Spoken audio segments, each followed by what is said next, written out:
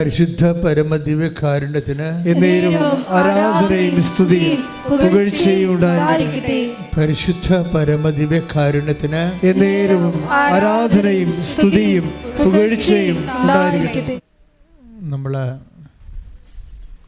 ഉടമ്പടിയുടെ നേർച്ച വസ്തുക്കളിൽ പ്രധാനപ്പെട്ടത് ഉടമ്പടി തൈലം, ഉടമ്പടി ഉപ്പ്, ഉടമ്പടി കാശ്രൂപം,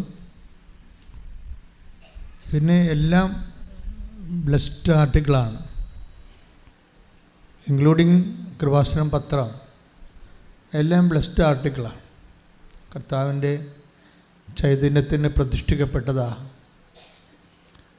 അത് അതിൻ്റെ ഒരു അറിവോടുകൂടി നമ്മൾ അനുവർത്തിക്കുമ്പോഴാണ് നമ്മൾക്ക് അനുഭവങ്ങൾ ഉണ്ടാവുന്നത്. ഓരോ നേർച്ച വസ്തുവിനും അതിൻ്റെ തനത് അനുഭവങ്ങളുണ്ട്. എല്ലാത്തിനും ഒരേ അനുഭവമല്ല. ഇപ്പോൾ ഉടമ്പടി തൈലം നമ്മൾ ഉപയോഗിക്കുന്നു. ഉടമ്പടി തൈലം ഉപയോഗിക്കുന്നത് എന്തിനാണ്? കോൺസെക്രേറ്റ് ചെയ്യണം. ദൈവത്തിന് വേണ്ടി പ്രതിഷ്ഠ തൈലം എന്നാണ് വിളിക്കുന്നത് അതിനെ. ഇപ്പോൾ യാക്കോബ് അവൻ കിടന്നിരുന്ന സ്ഥലത്ത് ദൈവത്തിൻ്റെ സാന്നിധ്യം അനുസ്മരിച്ചപ്പോഴാണ് ഇത് ദൈവത്തിൻ്റെ ഭവനമാണ്, മോക്ഷത്തിൻ്റെ കവാടമാണെന്ന് പറഞ്ഞുകൊണ്ട് ആ കല്ലിൽ തൈലം പൂശും, പ്രതിഷ്ഠിക്കും. കല്ല് ദൈവത്തിന് വേണ്ടി പ്രതിഷ്ഠിക്കും. Take the bed of God. സ്തുതിക്കട്ടെ. ഹല്ലേലൂയ. ഉൽപ്പത്തി 28:18. ഉൽപ്പത്തി 28:18. ഉൽപ്പത്തി പുസ്തകം 28-ാം അധ്യായം 18-ാമത്തെ വാക്യം വായിച്ചോളൂ. യാക്കോബ് അതിരാവിലെ എഴുന്നേറ്റ് പറഞ്ഞേ. യാക്കോബ് അതിരാവിലെ എഴുന്നേറ്റ് തലയ്ക്ക് കീഴേ വെച്ചിരുന്ന കല്ലെടുത്ത് ഒരു തൂണായി കുത്തി നിർത്തി അതിന്മേൽ എണ്ണയൊഴിച്ചു. അപ്പോൾ അത് പ്രതിഷ്ഠിക്കുകയാണ്. എന്നിട്ട് പറയുന്ന വാക്യങ്ങൾ എന്താണ്? അത് കഴിഞ്ഞ് യാക്കോബ് ഒരു പ്രതിജ്ഞ ചെയ്തു. ഒരു ഉടമ്പടി എടുത്തു. പ്രതിജ്ഞ ചെയ്തെന്ന് വെച്ചാൽ ഒരു ഉടമ്പടി എടുത്തു. ഉടമ്പടിയും തൈലവും തമ്മിൽ വളരെ കണക്റ്റഡ് ആണ്. പിന്നെ വായിച്ചോളൂ. ദൈവമായ കർത്താവ് എന്റെ കൂടെ ഉണ്ടായിരിക്കുകയും ഈ യാത്രയിൽ എന്നെ സംരക്ഷിക്കുകയും എനിക്ക് ഉണ്ണാനും ഉടുക്കാനും തരുകയും എന്റെ പിതാവിന്റെ വീട്ടിലേക്ക് സമാധാനത്തോടെ ഞാൻ തിരിച്ചെത്തുകയും ചെയ്താൽ കർത്താവായിരിക്കും എന്റെ ദൈവം. അപ്പോൾ ഇതെല്ലാം ഉടമ്പടി ചെയ്യുമ്പോൾ നിബന്ധനകൾ വെക്കുന്നുണ്ട്. എന്തൊക്കെയാണ് നിബന്ധനകൾ? എനിക്ക് ഉണ്ണാൻ തരണം, ഉടുക്കാൻ തരണം, എൻ്റെ വീട്ടിൽ എനിക്ക് തിരിച്ച് സമാധാനത്തോടെ എത്തിച്ചേരണം. അപ്പോഴെന്താണ്? എൻ്റെ യാത്രയെല്ലാം നീ എൻ്റെ കൂടെ സഞ്ചരിക്കണം.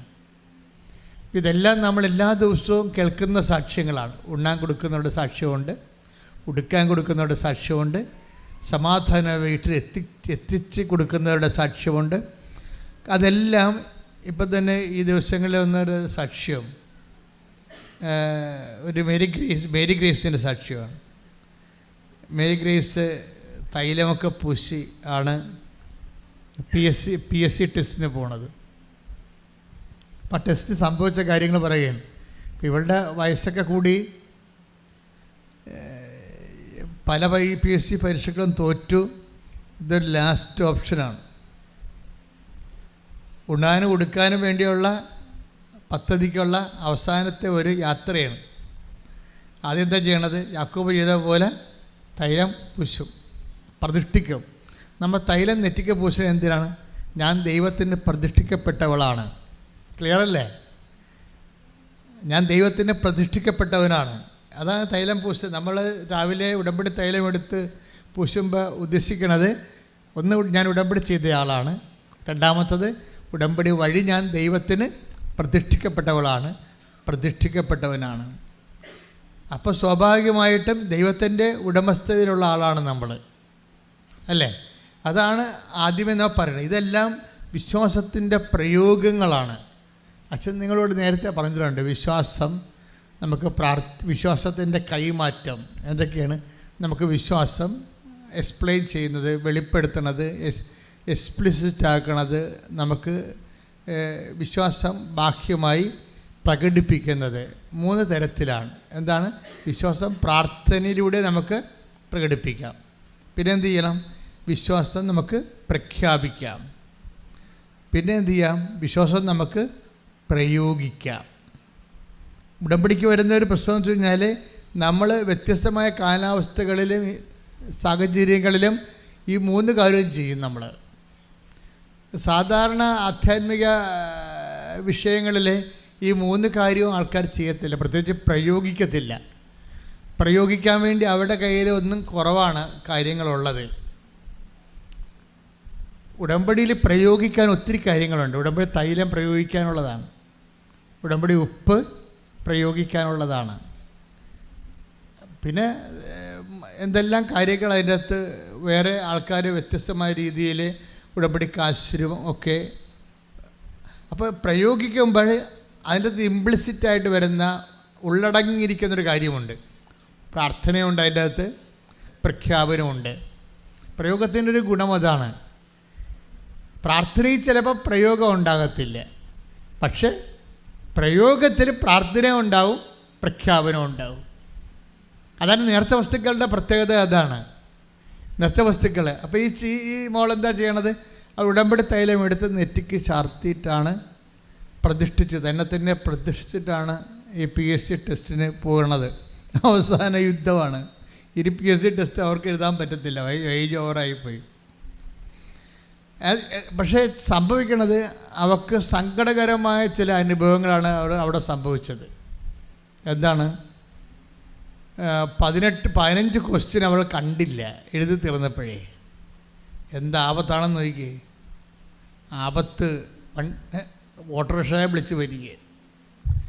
എന്താ പ്രശ്നം വെച്ചാൽ 15 ക്വസ്റ്റ്യൻ കണ്ടില്ല ആൾ.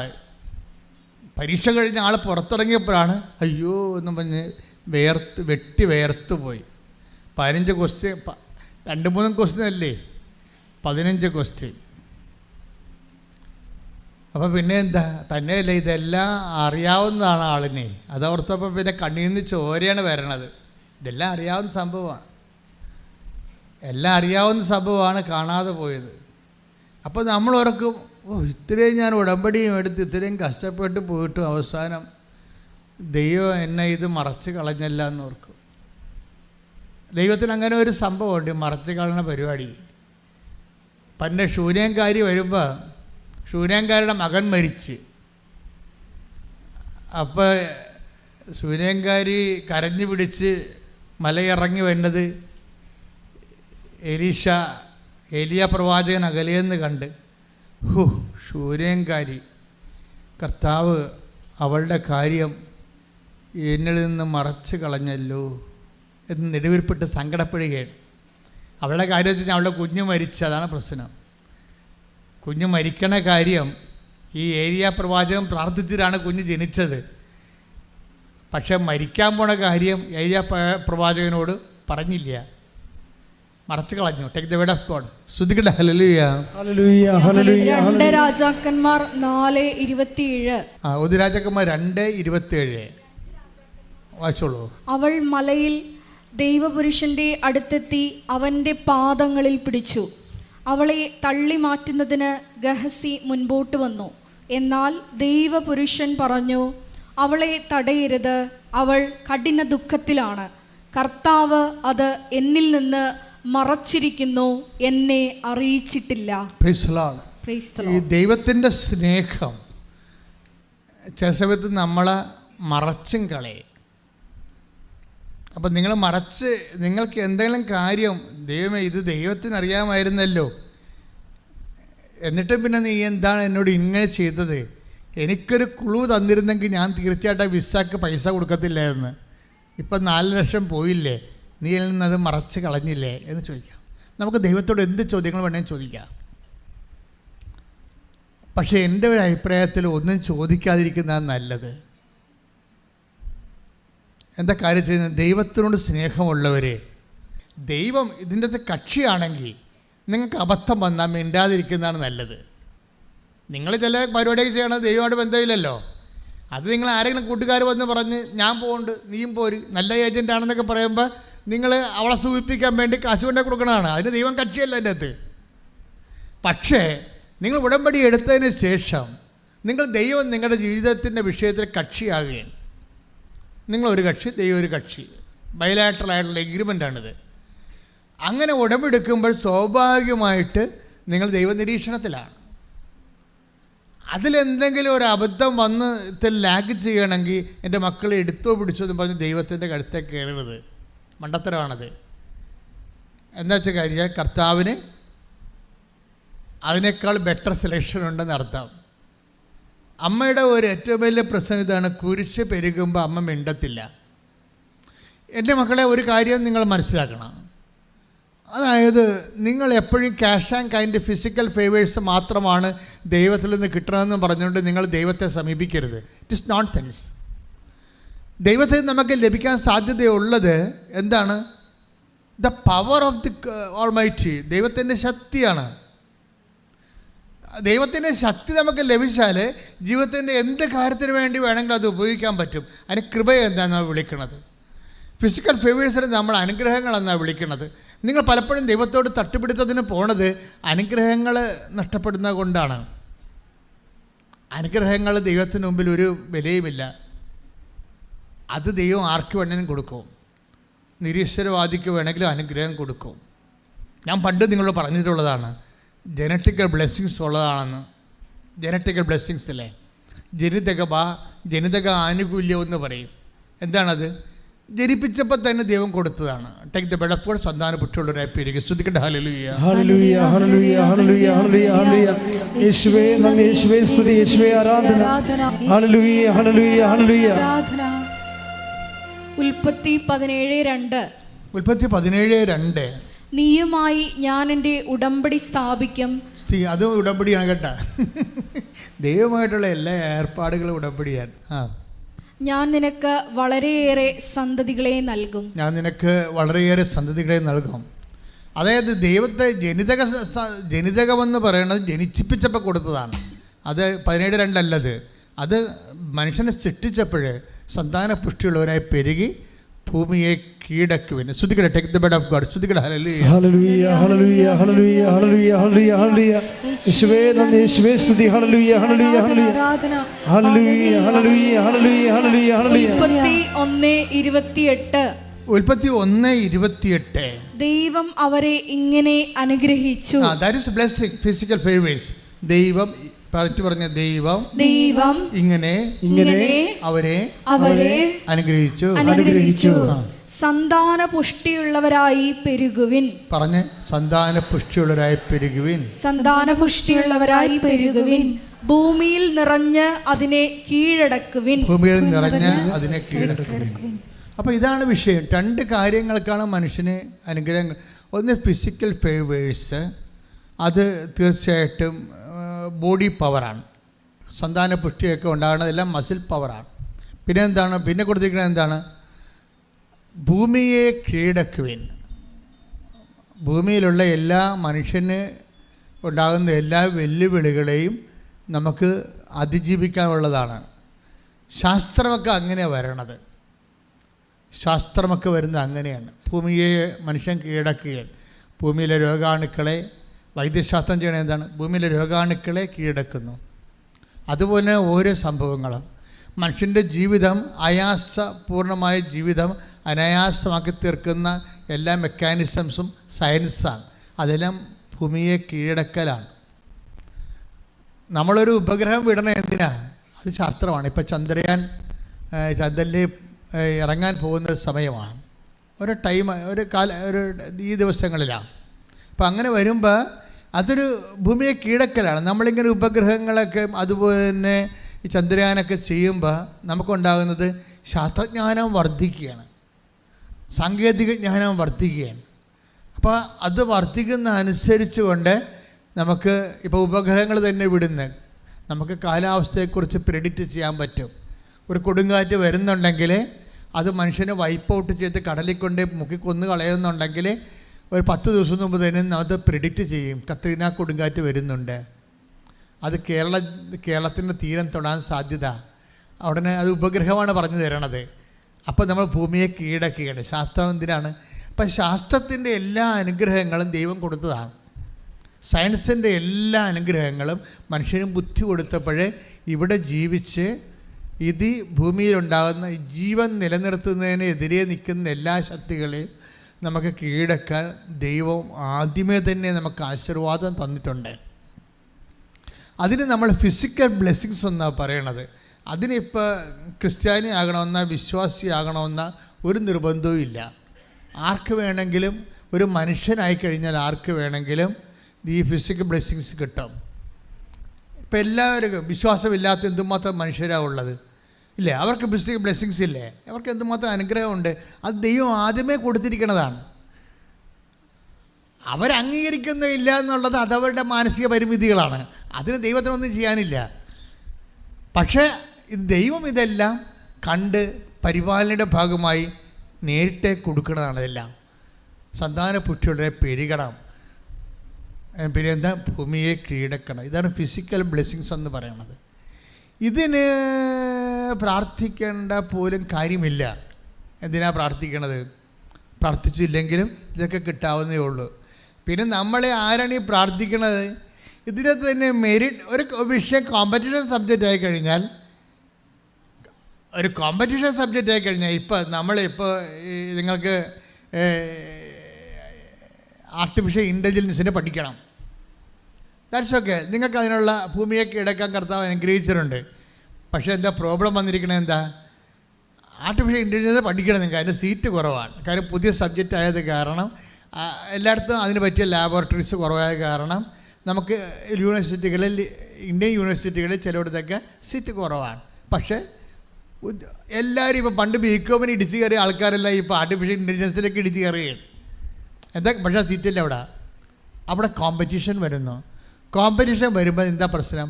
മെറിറ്റ് കുറവുള്ള ആൾക്കാരുണ്ടാവും. ബൈബിൾ ഇതിനെയാണ് not by merit but by grace വെച്ചിരിക്കുന്നത്.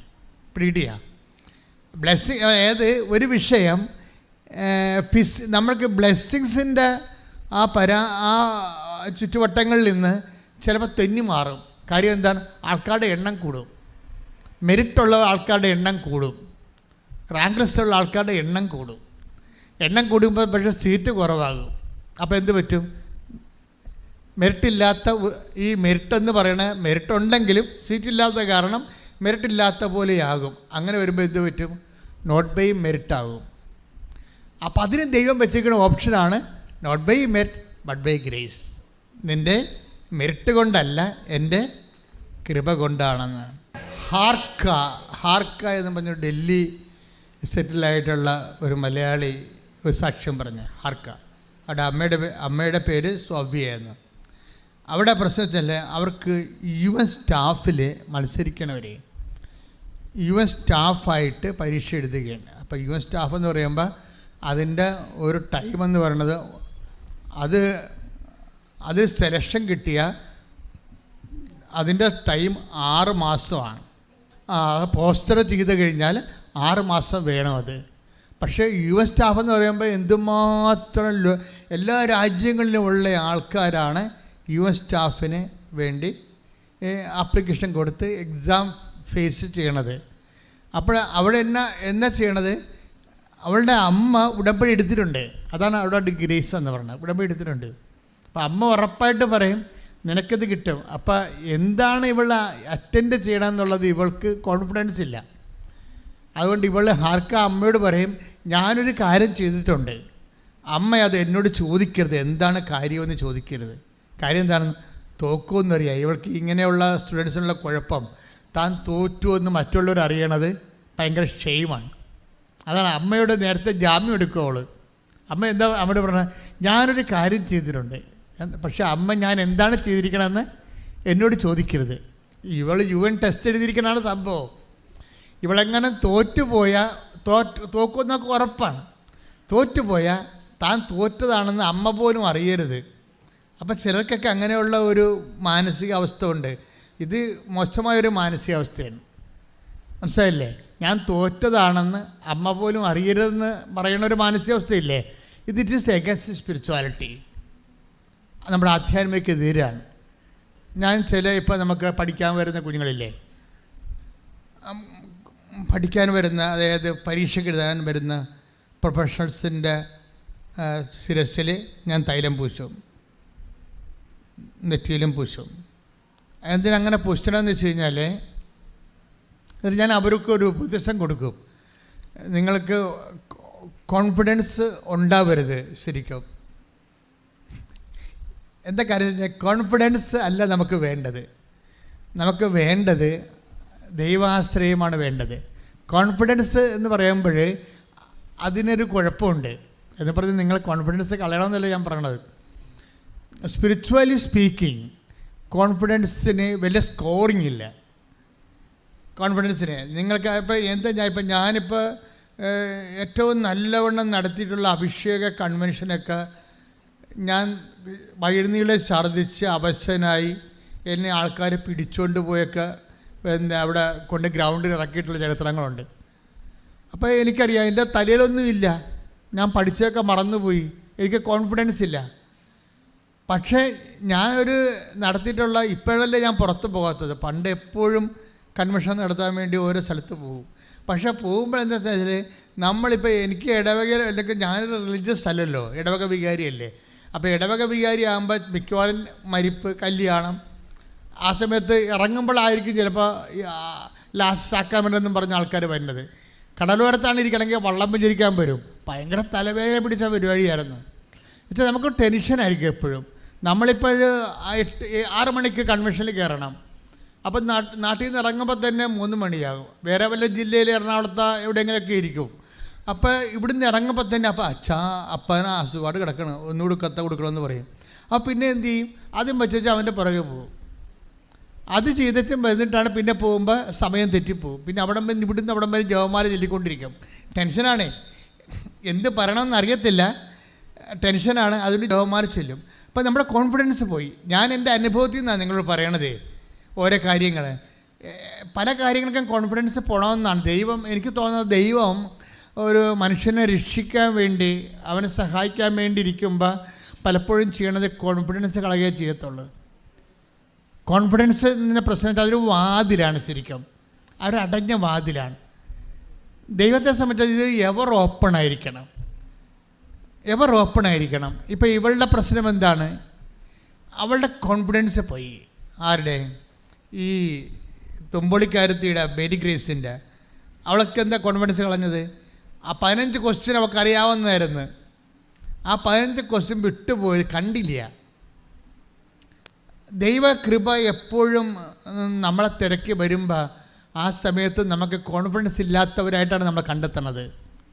നിങ്ങൾക്ക് ദൈവത്തെ പഠിക്കണം നമ്മൾ ശരിക്കും. അല്ലാതെ ഓരോരോ കാര്യത്തിന് ഇങ്ങനെ ദൈവത്തിൻ്റെ കഴുത്തേ കയറി മോന്തം കയറ്റി ഫൈറ്റ് ചെയ്ത് നടക്കരുത്. എന്താ കർശനത്തിൽ അമ്മയെ കണ്ടാണ് പഠിക്കേണ്ടത്. നിങ്ങൾ ദൈവത്തെ പഠിക്കണമെങ്കിൽ ആദ്യം മറിയത്തെ പഠിക്കണം. മറിയം ഈ കാലാവസ്ഥയെല്ലാം കണ്ട ആളാണ്. മറിയം വളർന്നു വന്ന സാഹചര്യങ്ങളിൽ അമ്മയുടെ വാക്കുകൾ, അമ്മയുടെ സുവിശേഷത്തിൽ എന്നെ ഏറ്റവും എപ്പോഴും ആകർഷിക്കുന്നത് അമ്മ മിണ്ടിയില്ലെന്നാണ്. പക്ഷേ അമ്മ ഹൃദയത്തിൽ സംഗ്രഹിച്ചു. അതാണ് വേറെ എല്ലാ വിശുദ്ധന്മാരെക്കാളും അമ്മയെ ഉയർത്തി നിർത്തുന്നത് ഈ മൗനമാണ്. അത് അമ്മ എപ്പോഴൊക്കെ മൗനം എടുത്താലും നിങ്ങൾക്കറിയാമോ? മൗനം എടുക്കുന്നത് മുഴുവനും ഭയങ്കരമായ ചങ്കതകരുന്ന അവസ്ഥയിലാണ് മൗനം എടുക്കുന്നത്. നമുക്ക് ദൈവത്തോടൊരു യുദ്ധത്തിന് തയ്യാറാകുന്ന അവസ്ഥയിൽ ദൈവം നമ്മുടെ അസ്ഥിക്കുമേൽ നിരക്കാത്ത ഒത്തിരി കാര്യങ്ങൾ ചെയ്യുമ്പോഴാണ് അമ്മ മൗനം പാലിക്കുന്നത്. ഒരിക്കലും അമ്മ മൗനം പാലിച്ചത് ഒരു പരിചയമില്ലാത്ത ആൾക്കാർ പെറ്റതറിയാൻ വരുമ്പോഴാണ്. ബന്ധുക്കളില്ല, സ്വന്തപ്പെട്ടവരില്ല, ആരുമില്ല. അപ്പോഴുണ്ട് പ്രാകൃതം പിടിച്ച കുറേ മനുഷ്യർ പാതിരാത്രി കയറി വരും, ഇടയന്മാർ. അപ്പോൾ അവർ പോയി കഴിയുമ്പോൾ അമ്മ മൗനം പാലിക്കും. ഒരു കാര്യമില്ലഞ്ഞ് 72-80 മണിക്കൂർ മുമ്പ് മര്യാദക്ക് വീട്ടിൽ പ്രസവിക്കാനുള്ള എല്ലാ കാര്യവും സെറ്റ് ചെയ്തുകൊണ്ട് അന്നാമ്മ സെറ്റ് ചെയ്ത കാര്യമാണിത്. അവിടുന്ന് പിടിച്ചിറക്കി കൊണ്ടുപോരുകയാണ്, ഒരു കാര്യമില്ലാതെ പിടിച്ചിറക്കി കൊണ്ടുപോരുകയാണ്. എന്നിട്ടാണ് ഈ ചാണാക്കുഴി കൊടുന്ന് പെറ്റ് കിടത്തണത്. അപ്പോൾ ഇത്രയും സങ്കടകരമായ ഒരു അവസ്ഥയിൽ ദൈവം ചെയ്യണതെല്ലാം നെഗറ്റീവാണ് ചെയ്യണത് മുഴുവനും. ആ ഈ നെഗറ്റീവ് ചെയ്യുമ്പോഴും അതിൻ്റെ അകത്തുള്ള പോസിറ്റീവ്, അതിൻ്റെ അകത്തിരിക്കുന്ന പോസിറ്റീവ് അറിയണമെങ്കിൽ നല്ല സ്പിരിച്വാലിറ്റി വേണം. ദൈവം ചെയ്യണ നെഗറ്റീവാണ് ചെയ്യണത്, പക്ഷെ അമ്മയ്ക്ക് ഫീൽ ചെയ്യണ പോസിറ്റീവായിട്ടാണ്. ഇതാണ് സ്പിരിച്വാലിറ്റി എന്ന് പറയണത്, മെയിൻ സ്പിരിച്വാലിറ്റി. ദൈവം നമ്മോട് നെഗറ്റീവ് ചെയ്യും, നമുക്കത് പോസിറ്റീവായിട്ട് ഫീൽ ചെയ്യും. അതുകൊണ്ടാണ് അമ്മ റിയാക്ട് ചെയ്യാത്തത്. പ്രാർത്ഥിക്കുക, അമ്മേ, പരിശുദ്ധ അമ്മേ, അമ്മേ പരിശുദ്ധ അമ്മേ, ദൈവമാതാവേ, ദൈവമാതാവേ, അമ്മയെ പോലെ എൻ്റെ ജീവിതത്തിലെ നെഗറ്റീവ് സംഭവിക്കുമ്പോഴേ പോസിറ്റീവ് അനുഭവിച്ചതുപോലെ ഹൃദയത്തിൽ സംഗ്രഹിക്കാൻ എനിക്ക് ആത്മാഭിഷേകം നൽകണമേ. ആത്മാവേ, പരിശുദ്ധാത്മാവേ, അമ്മയിൽ വസിച്ചു വളർന്ന മറിയത്തിന്റെ ആത്മാവേ, എന്നിൽ വസിച്ച് സുവിശേഷത്തിന്റെ സാക്ഷിയാകാൻ എന്നെ അഭിഷേകം ചെയ്യണമേ. അപ്പോൾ ഈ മേരി ഗ്രേസിന്റെ വിഷയം എന്താ? മേരി ഗ്രേസ് പരീക്ഷ കഴിഞ്ഞ് പുറത്തിറങ്ങിയപ്പോഴാണ് അറിയണത് 15 ക്വസ്റ്റ്യൻ കണ്ടില്ല. ധൃതിക്ക്, വെബ്രാളത്തിൽ, വ്യഗ്രതയിൽ കാണാതെ പോയി. പക്ഷെ സങ്കടം എന്താ? ആ ക്വസ്റ്റ്യൻ എല്ലാം അറിയാവുന്ന ക്വസ്റ്റ്യനാണ്, അതാണ് പോയത്. അപ്പോൾ ജീവിതം തീർന്ന്. ഇതെല്ലാം ഒന്ന് കറുപ്പിക്കാൻ സമയം കിട്ടിയാൽ മതി. ഇതെല്ലാം ഡാർക്കൻ ചെയ്യുന്ന പരീക്ഷയാണ്. ഒന്ന് കറുപ്പിച്ചാൽ മതി. അറിയാവുന്നതാണ്, കറുപ്പിക്കാൻ ഒത്തില്ല. പക്ഷേ ഇവളുണ്ടല്ലോ, she's guided by the spirit. അതുകൊണ്ടാണ് ദൈവത്തിൻ്റെയൊക്കെ ഒന്ന് തോന്നിവാസം പറയാഞ്ഞത്. ചില വിഡ്ഢികൾ ഇങ്ങനെയുള്ള അവസ്ഥ വന്നാൽ ആദ്യം ദൈവത്തിൻ്റെ കഴുത്തേക്ക് ദൈവത്തിനെ പ്രതിയാക്കും. ദൈവം എൻ്റെ ആയിരുന്നു അവിടെ, എന്നൊന്ന് ഓർപ്പിച്ച് തന്നാൽ മതിയാതില്ല, എന്നൊന്ന് കാണിച്ചു തന്നാൽ മതിയായില്ല. പക്ഷെ മറിയം മിണ്ടത്തില്ല, നെഗറ്റീവ് സംഭവിച്ചാൽ മിണ്ടത്തില്ല. മേരി ഗ്രേസ് മിണ്ടിയില്ല കേട്ടോ. അറിഞ്ഞുകൊണ്ട് മിണ്ടാതിരുന്നോ അറിയാതെ മിണ്ടായിരുന്നോ നമുക്കറിയത്തില്ല.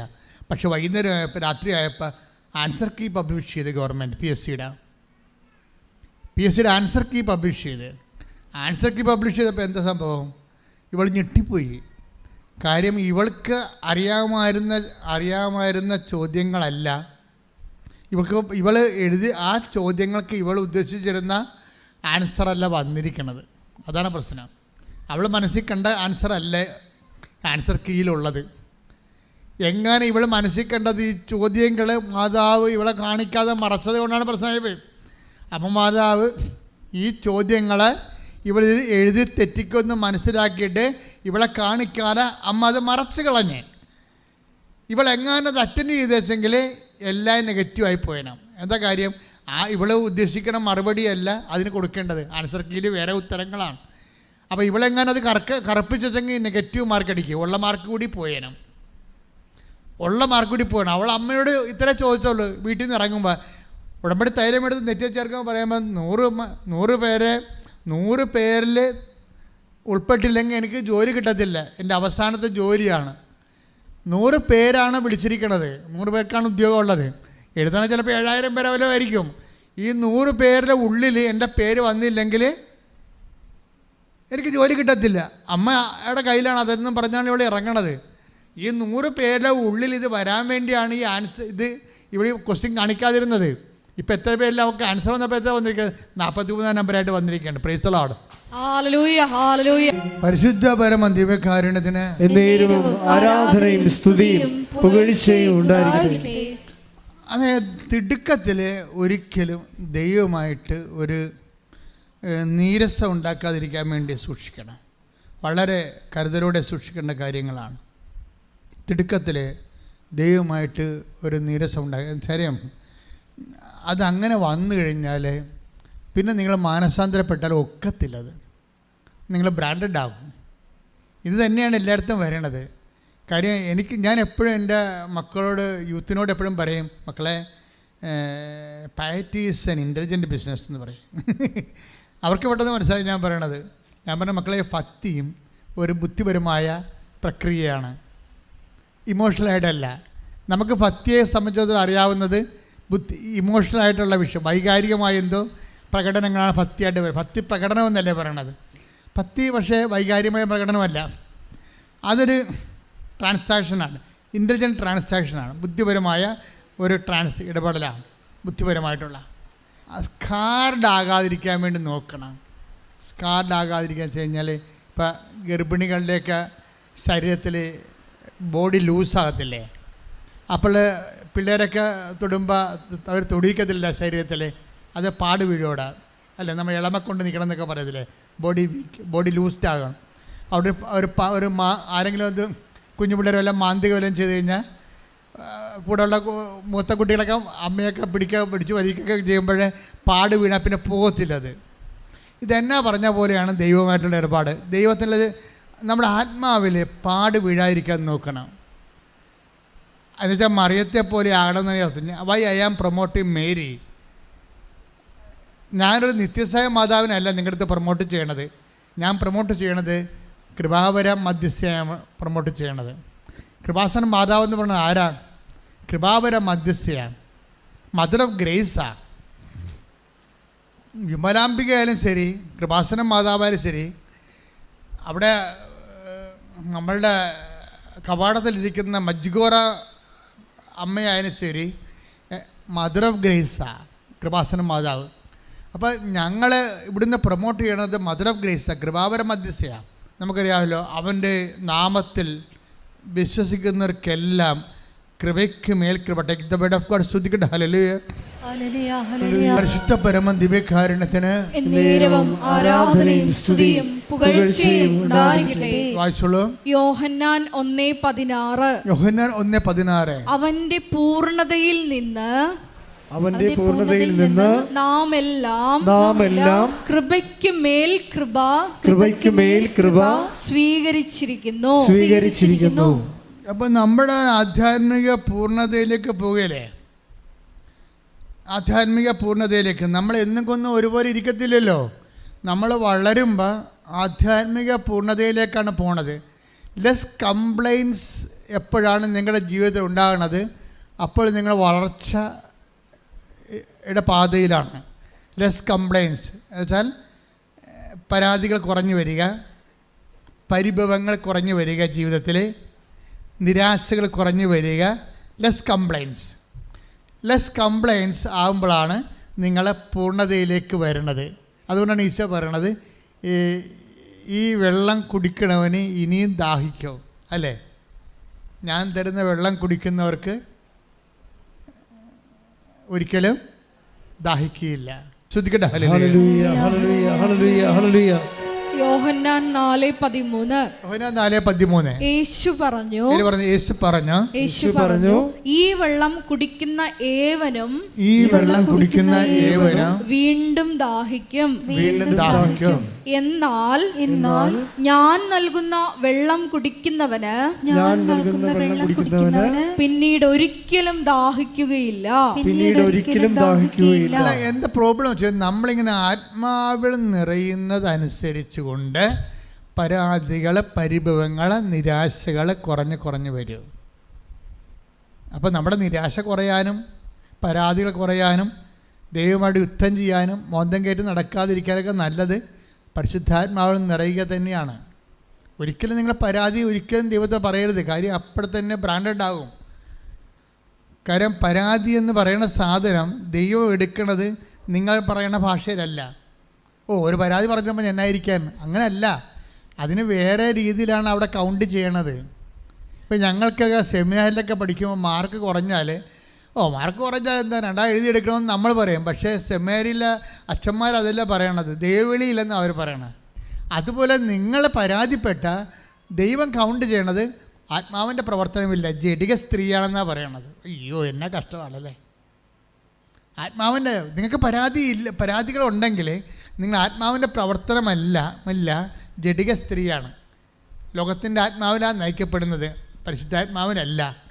അപ്പോൾ 8:14 വർക്കൗട്ട് ചെയ്യ ഉടനെ ദൈവാത്മാവിനാൽ നയിക്കപ്പെടുന്നവരെ ദൈവത്തിൻ്റെ മക്കളാണ്. മനസ്സിലായില്ലേ? നമ്മൾ പരാതി പറഞ്ഞാൽ ദൈവം എന്താ കണക്കാക്കേണ്ടത്? ആത്മാവിനല്ല നയിക്കപ്പെടുന്നത്, അപ്പം അങ്ങനെ വന്നു കഴിയുമ്പോൾ നമ്മളെ ലോകത്തിൻ്റെ സന്തതിയായിട്ടാണ് ദൈവം കൗണ്ട് ചെയ്യണത്. അല്ലേ? Take the word of God. ശ്രുതിക്കട്ടെ ഹല്ലേലൂയ. റോമ 8:17. റോമ 8:17. നാം മക്കളെങ്കിൽ അവകാശികളുമാണ്. പറഞ്ഞേ, നാം മക്കളെങ്കിൽ അവകാശികളാണ്. ദൈവത്തിന്റെ അവകാശികളും ക്രിസ്തുവിന്റെ കൂട്ടവകാശികളും. അപ്പൊ എന്താ പ്രോബ്ലം വെച്ച് കഴിഞ്ഞാൽ, പരാതികൾ വന്നു, പരിഭവങ്ങൾ വന്നാൽ അപ്പം തന്നെ ദൈവാത്മാവിനാൽ നയിക്കപ്പെടുന്നില്ല. പിന്നെ ലോകാത്മാവിനാലാണ് നയിക്കപ്പെടുന്നത്. ലോകാത്മാവിനാൽ നയിക്കപ്പെടുന്നതെങ്കിൽ പിന്നെ ദൈവത്തിൻ്റെ മക്കളല്ല, പിന്നെ അവകാശികളുമല്ല. തീർന്ന പരിപാടി. ഇത് ഇവിടം കൊണ്ട് എത്തത്തില്ല. ഈ സംഭവം പെട്ടെന്ന് പറഞ്ഞാൽ തീരത്തില്ല. ഇത് അമ്മയ്ക്ക് നല്ലവണ്ണം അറിയാവുന്ന കൊണ്ടാണ് പ്രസവിച്ച് കട്ടൻ ചായ പോലും കിട്ടാതെ ഈ പാതിരക്ക് കിടക്കുമ്പോഴും പല പ്രാകൃതം പിടിച്ച മനുഷ്യരും വരുമ്പോഴും മിണ്ടാണ്ടിരിക്കണതാണ്. ആത്മാവിനാൽ നയിക്കപ്പെടുകയാണ്. മനസ്സിലായില്ലേ? പരിശുദ്ധാത്മാവിനാൽ അമ്മ നയിക്കപ്പെട്ടിരിക്കുന്ന സാഹചര്യം എന്താണെന്നറിയാമോ? ഒരു ചോരക്കുഞ്ഞിനെ പെറ്റ രാത്രിയിൽ പ്രാകൃതം പിടിച്ച മനുഷ്യർ ഒരു പട്ടിക്കുഞ്ഞ് ഒരു പട്ടി പറ്റി കിടക്കണ പോലെ കിടക്കേണ്ടി വന്ന സാഹചര്യത്തിൽ മിണ്ടാതിരുന്നതാണ് ആത്മാവ് നയിക്കപ്പെട്ടിരിക്കുന്നത്. അതുകൊണ്ട് തന്നെ സ്വാഭാവികമായിട്ട് പിന്നെ അടുത്ത നടപടി എന്താണ്? അമ്മ, നിങ്ങൾക്കറിയാവില്ല, അമ്മയെ കണ്ടപ്പോൾ മാലാഖ എന്താ പറഞ്ഞത്? അത് എന്താ പറഞ്ഞത്? Hail Mary full of grace, take the word of God. സ്തുതിക്കട്ടെ ഹല്ലേലൂയ. ഹല്ലേലൂയ ഹല്ലേലൂയ ഹല്ലേലൂയ ഹല്ലേലൂയ ഹല്ലേലൂയ. യേശുവേ നന്ദി. ഹല്ലേലൂയ ഹല്ലേലൂയ ഹല്ലേലൂയ ഹല്ലേലൂയ ഹല്ലേലൂയ. ലൂക്ക 1:28. ദൂതൻ അവളുടെ അടുത്ത് വന്നു പറഞ്ഞു, ദൈവകൃപ നിറഞ്ഞവളെ സ്വസ്തി, കർത്താവ് നിന്നോട് കൂടെ. അപ്പോൾ അമ്മയെക്കുറിച്ചുള്ള ദൈവത്തിൻ്റെ അസസ്മെൻ്റാണ്, ഒരു ഇൻറ്റേർണൽ അസസ്മെൻ്റാണ്. നിങ്ങൾക്ക് കോളേജൊക്കെ പഠിക്കുന്നവർക്കറിയാതെ ഇൻറ്റേർണൽ അസസ്മെൻ്റ് ഉണ്ടാവും അല്ലേ? സമരക്കാരൊക്കെ കോളേജിലൊക്കെ സമരമൊക്കെ ഒതുങ്ങി എങ്ങനെയാണ്? ഈ ഇൻറ്റേർണൽ അസസ്മെൻറ്റ് വന്നപ്പോഴല്ലേ? ഈ ഇൻറ്റേർണൽ അസസ്മെൻ്റ് എന്നും പറഞ്ഞ സാധനമുണ്ട്. ആന്തരികമായിട്ടുള്ള ആൾക്കാരെക്കുറിച്ച് ഇവാലുവേഷനാണത്. അപ്പോൾ ആന്തരിക ഇവാലുവേഷൻ അതിപ്പോൾ ഓരോരുത്തർക്കും അല്ലേ പ്രശ്നം. അവിടെ സ്വഭാവം അതിൻ്റെ അകത്തുണ്ട്. അത് മാർക്കുണ്ട്. അതിന് കോളേജിലെ പെരുമാറ്റ രീതികൾക്ക് മാർക്കുണ്ട്. ആ ഇൻറ്റേർണൽ അസസ്മെൻ്റാണ് കറക്റ്റ് അസസ്മെൻറ്റ്. ദൈവത്തിന് മറിയത്തെക്കുറിച്ച് നല്ല ഇൻറ്റേർണൽ അസസ്മെൻ്റ് ഉണ്ട്, നമ്മളെക്കുറിച്ചുണ്ടേ. അതാണ് പ്രശ്നം. നമ്മളതാണ് ശ്രദ്ധിക്കേണ്ടത്. ദൈവത്തിന് എന്നെക്കുറിച്ചുള്ള ഇൻറ്റേർണൽ അസസ്മെൻ്റ് എന്തായിരിക്കും? ആന്തരിക വിലയിരുത്തൽ എന്തായിരിക്കും? അതൊരു പ്രധാനപ്പെട്ട കാര്യമാണ്. കുറച്ച് പാപം ഉപേക്ഷിച്ച കൊണ്ട് തന്നെ ഇവിടെ ചെന്ന് അവസാനിക്കണില്ല, ഈ വിഷയം തീരണില്ല. നിങ്ങൾ ചിന്തിക്കേണ്ടത്, നിങ്ങൾ XOR Y, വിൽസൻ്റെ ഒരു മറിയാമ്മ, ദൈവത്തിന് നീ മകളാണല്ലോ, അല്ല മകനാണല്ലോ. നിന്നെക്കുറിച്ചുള്ള ദൈവത്തിൻ്റെ ആന്തരിക വിലയിരുത്തൽ എന്താണ്? അതാണ് ഉടമ്പടിയിൽ പെട്ടെന്ന് കത്താനും താമസിക്കാനും ഇടയാകുന്ന content. The content of reference. കവനൻ്റിലെ ദ കണ്ടൻറ്റ് ഓഫ് റെഫറൻസ് എന്ന് പറഞ്ഞാൽ എന്താണ്? ദൈവത്തിനെക്കുറിച്ചുള്ള നിൻ്റെ ആന്തരികമായ വിലയിരുത്തലാണ്. നീ ആരാണെന്നാണ് ഈശോ അങ്ങനെ ചോദിച്ചിട്ടുണ്ട് അപ്പോസ്തലന്മാരോട്. ഞാൻ ആരാണെന്നാണ് നിങ്ങൾ പറയുന്നത്? ഇത് തന്നെയാണ് നമുക്കും വരേണ്ടത്. നിങ്ങൾ ആരാണെന്ന്, അല്ലെങ്കിൽ ഞാൻ ആരാണെന്നാണ് ദൈവം പറയുന്നത്. ഉടമ്പടി പെട്ടെന്ന് കത്താനുള്ള ഏറ്റവും നല്ലൊരു പോയിൻ്റാണിത്. നിങ്ങളന്ന് ആത്മശോധന ചെയ്യണം, നല്ലതായിരിക്കും. ഒരു ഇൻറ്റേർണൽ അസസ്മെൻറ്റ്, നിങ്ങൾ ആരാണെന്നാണ് ദൈവം പറയണത്. മറിയത്തെക്കുറിച്ച് നല്ല ഇൻറ്റേർണൽ അസസ്മെൻ്റാണ്. എന്താ പറഞ്ഞിരിക്കണത്? ലൂക്ക 1:28 വായിച്ച് ശ്രുതികട്ടെ. ഹല്ലേലൂയ ഹല്ലേലൂയ ഹല്ലേലൂയ ഹല്ലേലൂയ ഹല്ലേലൂയ. ദൈവകൃപ നിറഞ്ഞവളെ സ്വസ്തി, ദൈവകൃപ നിറഞ്ഞവളെ സ്വസ്തി. അപ്പോൾ മറിയം ആരാണ്? ദൈവകൃപ നിറഞ്ഞവൾ. അതാണ് ഇൻറ്റേർണൽ അസസ്മെൻറ്റ്, ആന്തരിക വിലയിരുത്തൽ. മറിയം ആരാണ്? ദൈവകൃപ നിറഞ്ഞവൾ, ദൈവത്തിൻ്റെ ശക്തി നിറഞ്ഞവളാണ്. പക്ഷേ എന്താ പ്രശ്നം? ഈ ദൈവത്തിൻ്റെ ശക്തി നിറഞ്ഞെന്ന് വിചാരിച്ചുകൊണ്ട് ദൈവം ആ പഠനവും പാഠശാലയും ഒന്നും നിർത്തത്തില്ല. അമ്മയോട് ദൈവം അത്രയും പറഞ്ഞിരിക്കണം, മറിയമേ നീ പഠിക്കാൻ അത്രയും പഠിച്ചോളാൻ പറയും. പഠിക്കണം, അത്രയും പഠിക്കാം. അതുകൊണ്ട് അടുത്ത പാഠം കൊടുക്കും. എന്താ അടുത്ത പാഠം? ഈജിപ്തിലോട്ട് പറഞ്ഞു വിടും, ഈ ചോരക്കുഞ്ഞിനെയും കൊണ്ട്. വല്ല കഥയുണ്ടാ? നേരെ വീട്ടിൽ പോയാൽ പോരെ? വീട്ടിൽ നിന്നല്ലേ വന്നത് ഇവർ. ഇപ്പം മറിയത്തിൻ്റെ മനസ്സിലെന്താണ്? ഈ ബെത്ലഹേമിൽ നിന്ന് എഴുന്നേറ്റ് വീട്ടിൽ പോകണം, 10-90 ദിവസം റെസ്റ്റ് എടുക്കണം, വല്ല ലേഖ്യമോ കുഴമ്പോ എന്താണ് ഉള്ളതൊക്കെ കഴിച്ച് അവിടെ പ്രസവ രക്ഷയൊക്കെ കഴിഞ്ഞിരിക്കണമെന്നാണ് ഞങ്ങൾ പുള്ളിക്കാരെ ഉദ്ദേശിക്കണത്. പക്ഷേ ദൈവം അത് ഉദ്ദേശിക്കണില്ല. എന്ത് ചെയ്യും? ദൈവം പറയും ഈജിപ്തിൽ പോയിക്കൊള്ളാൻ പറയും. അവിടെ ഒരു രക്ഷയുമില്ല. അവിടെ ഭക്ഷണം കിട്ടാൻ പാടാണ്. ഔസേപ്പിതാവിന് അറിയാവുന്ന പണിയും അവിടെ ഇല്ല. എല്ലാം കൊണ്ടും കൺഫ്യൂഷനിലേക്കാണ് വിടണത്. പോകാതിരിക്കാൻ പറ്റത്തില്ല. എന്താ കാരണം എന്ന് വെച്ച് കഴിഞ്ഞാൽ hail Mary full of grace എന്നല്ല പറയണത്, കൃപ നിറഞ്ഞവളെ സ്വസ്തി. പക്ഷേ മറിയത്തെ പോലെയുള്ള ഒരാളിന് ഈ കൃപ നിറയണമെങ്കിൽ ഈ മനുഷ്യന്മാർക്കും പറ്റും, ആർക്ക് വേണമെങ്കിലും പറ്റും, എനിക്കും പറ്റും. അല്പം ഒന്ന് ശ്രദ്ധിച്ച കൃപ നിറയാൻ പറ്റും. ഇവിടെ പ്രോബ്ലം വെച്ചാൽ ദൈവം ഉദ്ദേശിക്കുക അവൻ്റെ നാമത്തിൽ വിശ്വസിക്കുന്നെങ്കിൽ അവർക്ക് അഡീഷണൽ ഗ്രേസ് ഉണ്ട്. എന്താണ്? കൃപയ്ക്ക് മേൽ കൃപ. അതാണ് പ്രശ്നം. ഈ മറിയത്തെ ഇട്ടുണ്ട് കുരിശെല്ലാം ഇടണം. എന്താണ്? നിങ്ങളെപ്പോഴും ഓർത്തേക്കണം, നിങ്ങൾ ഉടമ്പടി ചെയ്തിട്ടും കുരിശ് കൂടുന്നുണ്ടെങ്കിലേ സബ്ജക്റ്റ് നിങ്ങൾ പറഞ്ഞ ഉടമ്പടി വെച്ചിരിക്കുന്ന സബ്ജക്റ്റ് അല്ല. എൻ്റെ മക്കളെ ശ്രദ്ധിക്കുന്നുണ്ടോ? ഉടമ്പടി വെച്ചിട്ടും ചില വിഷയങ്ങൾക്ക് കുരിശ് കൂടുന്നുണ്ടെങ്കിലേ നിങ്ങൾ ദൈവം ഉദ്ദേശിക്കുന്ന സബ്ജക്റ്റ് നിങ്ങൾ ഉദ്ദേശിക്കുന്ന സബ്ജക്റ്റ് അല്ല, അത് കൃപയാണ്. അവൻ്റെ നാമത്തിൽ വിശ്വസിക്കുന്നവർക്കല്ലേ യോഹന്നാൻ 1:16 പറയുന്നു, കൃപയ്ക്ക് മേൽ കൃപ ലഭിക്കണമെന്നുണ്ടെങ്കിൽ കൈ കെട്ടിയിരുന്ന കൃപയ്ക്ക് മേൽ കൃപ കിട്ടത്തില്ല. കൃപയ്ക്ക് മേൽ കൃപ ലഭിക്കുന്നത് ക്രോസ് അപ്പോൺ ക്രോസ് വരുമ്പോഴാണ്.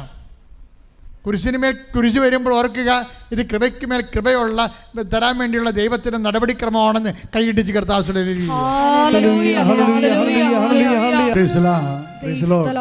സന്തോഷത്തോടെ ഇരിക്കുക. ഇപ്പം ഹർക്ക എന്ന മോള്, അവളുടെ അമ്മയോട് അവസാനം അവൾ പറയും, ഞാനിങ്ങനെ UN സ്റ്റാഫിൽ അംഗത്വത്തിൻ്റെ പരീക്ഷയാണ് എഴുതിയിരിക്കണമെന്ന് പറയുമ്പോൾ അമ്മ ഉടനെ എടുത്ത വായിക്കും പറയും, നിനക്ക് സെലക്ഷൻ കിട്ടുമെന്ന് പറയും. അവർക്ക് കോൺഫിഡൻസ് ഇല്ലെങ്കിലും അമ്മയ്ക്ക് കോൺഫിഡൻസ് ഉണ്ട്. അതാണ് നമ്മുടെ ധ്യാന വിഷയം. എന്താ അവൾ പറഞ്ഞത്? ഞാനിപ്പോൾ ചെയ്യുന്ന കാര്യം പ്രോജക്റ്റ് എന്താണെന്ന് അമ്മ എന്നോട് ചോദിക്കരുത്. എന്താണ് ചോദിക്കാൻ പാടില്ലാത്ത കാര്യം? ഞാനത് തോക്കുകയാണെങ്കിൽ അമ്മ അറിയത്തില്ലേ ഞാൻ തോറ്റെന്നുള്ളത്. അപ്പം സ്വന്തം അമ്മയുടെ മുമ്പിൽ പോലും തോക്കപ്പെടുന്ന ആളായിട്ട് അറിയപ്പെടാൻ അവൾ ആഗ്രഹിക്കുന്നില്ല. ആ ഒരു മെൻ്റൽ സ്റ്റേറ്റ് ആധ്യാത്മികതയ്ക്ക് എതിരാണ്. എപ്പോഴും ദൈവം സ്റ്റാറ്റസ് ബ്രേക്ക് ചെയ്തുകൊണ്ടിരിക്കും. ഈ ഗ്രേസ് അപ്പോൺ ഗ്രേസ് വർക്ക് ചെയ്യണത് ക്രോസ് അപ്പോൺ ക്രോസ് വരുമ്പോഴാണ്. കൃപയ്ക്ക് മേൽ കൃപയെന്ന് പറയുമ്പോൾ കുരിശിന് മേൽ കുരിശായിട്ടാണ് നമുക്ക് ആദ്യം ഫീൽ ചെയ്യണത്. അതായത് നമ്മളെ എപ്പോഴും സ്റ്റേറ്റ് ഓഫ് ഗ്രേസിൽ നിർത്തണം ദൈവത്തിന്. സ്റ്റേറ്റ് ഓഫ് ഗ്രേസിൽ, കൃപയുടെ സ്റ്റേറ്റിൽ. ഞാൻ പറയുന്നത്, ഇപ്പം നിങ്ങൾ ഒരു കൈ അമ്മ മാത്രമേ ഉള്ളത് വീട്ടിൽ, നിങ്ങൾക്ക് 2 മക്കളുണ്ട്, ഭർത്താവുണ്ട്, നിങ്ങൾ പല ജോലിയുണ്ട്, ഒക്കെ ചെയ്യണം. അതിനുള്ളിൽ നിങ്ങൾക്ക് ഇടയ്ക്ക് രോഗവും വരും. എൻ്റെ മക്കളെ, ഇപ്പോഴൊന്നും നിങ്ങൾ പരാതി പറയരുതെന്നാണ് ഈ പറഞ്ഞതിൻ്റെ അർത്ഥം. പിടിയിട്ടില്ല. നിങ്ങളുടെ ഭർത്താവിൻ്റെ തട്ടിക്കഴുത്ത് കയറി അല്ലെങ്കിൽ ഭാര്യയുടെ കഴുത്തെ കയറി മക്കളോട് പറഞ്ഞ് നീ കണ്ണ് കാണാൻ പാടില്ല, നീ മനുഷ്യനാണെന്നൊക്കെ ഒരു അക്ഷരം മിണ്ടരുത്. കൃപയുടെ ടാപ്പിംഗ് ടൈമാണ്. ഗ്രേസ് ടാപ്പിംഗ് ടൈം ആകുമ്പോൾ ക്രിസ്തുവിനോട് മാത്രമേ നിങ്ങൾക്ക് സംവേദിക്കേണ്ട കാര്യമുള്ളൂ. മറ്റതെല്ലാം ദൈവം അറിഞ്ഞുകൊണ്ട് ചെയ്യണ ക്രമീകരണങ്ങളല്ലേ. അപ്പോൾ അതുകൊണ്ട് ഗ്രേസ് അവൻ്റെ നാമത്തെ വിശ്വസിക്കുന്നവർക്കെല്ലാം കൃപയ്ക്ക് മേൽ കൃപയെന്ന് പറയുമ്പോൾ പവർ ഓഫ് ഗോഡാണത് കൃപയെന്ന് പറയുന്നത്. അപ്പം പവർ ഓഫ് ഗോഡ് അടിക്കുന്ന സമയത്ത് മൗനമായിരിക്കണം. ഇപ്പം കർത്താവ് നുകം വെക്കുമ്പോഴേ 3:28 വിലാപം പുസ്തകം എടുത്തേ 3:27 വിലാപങ്ങൾ 3:27-28 വിലാപങ്ങൾ 3:27-28 യൗവനത്തിൽ നുകം വഹിക്കുന്നത് മനുഷ്യന് നല്ലതാണ്. നല്ലതാണെന്നാ പറയണത്. നുകമേ ഭാരം നല്ലതാണെന്ന് ഒരു ലോകത്തിലെ ഒരു മതപുസ്തകവും പറയത്തില്ല. ഇത് കൃപയുടെ പുസ്തകമായതുകൊണ്ടാണ് പറയണത്. യൗവനത്തിൽ നുകം വഹിക്കുന്നത് മനുഷ്യന് നല്ലതാണ്. അവിടുന്ന് അത് അവൻ്റെ മേൽ വയ്ക്കുമ്പോൾ അവൻ ഏകനായി. നിങ്ങളൊന്ന് പറഞ്ഞ മക്കളെ, അവൻ ഏകനായി മൗനമായിരിക്കട്ടെ. എന്നുവെച്ചാൽ വിളിച്ച് കൂവരുത്. മൊബൈൽ എടുത്തിട്ട് ആൻറ്റിയോടും അമ്മയോടും നാത്തുമാരോടും വീട്ടുകാരോടും വിളിച്ച് കൂവരുത്. ഏകനായിരിക്കണമെന്ന്, ദൈവത്തിൻ്റെ കൂടെ ആയിരിക്കണമെന്നായി പറഞ്ഞതിൻ്റെ അർത്ഥം. അതായത് നിങ്ങൾ വളരെ ശ്രദ്ധിക്കേണ്ടത്, നിങ്ങൾ ദൈവമായിട്ടാണ് പോകാൻ ഉദ്ദേശിക്കുന്നത് എങ്കിൽ ദൈവത്തിൻ്റെ വഴികൾ അറിയണം. ഒന്നൊരു വായിച്ചത് യൗവനത്തിൽ നുകം വഹിക്കുന്നത്, യൗവനത്തിൽ നുകം വഹിക്കുന്നത് മനുഷ്യന് നല്ലതാണ്.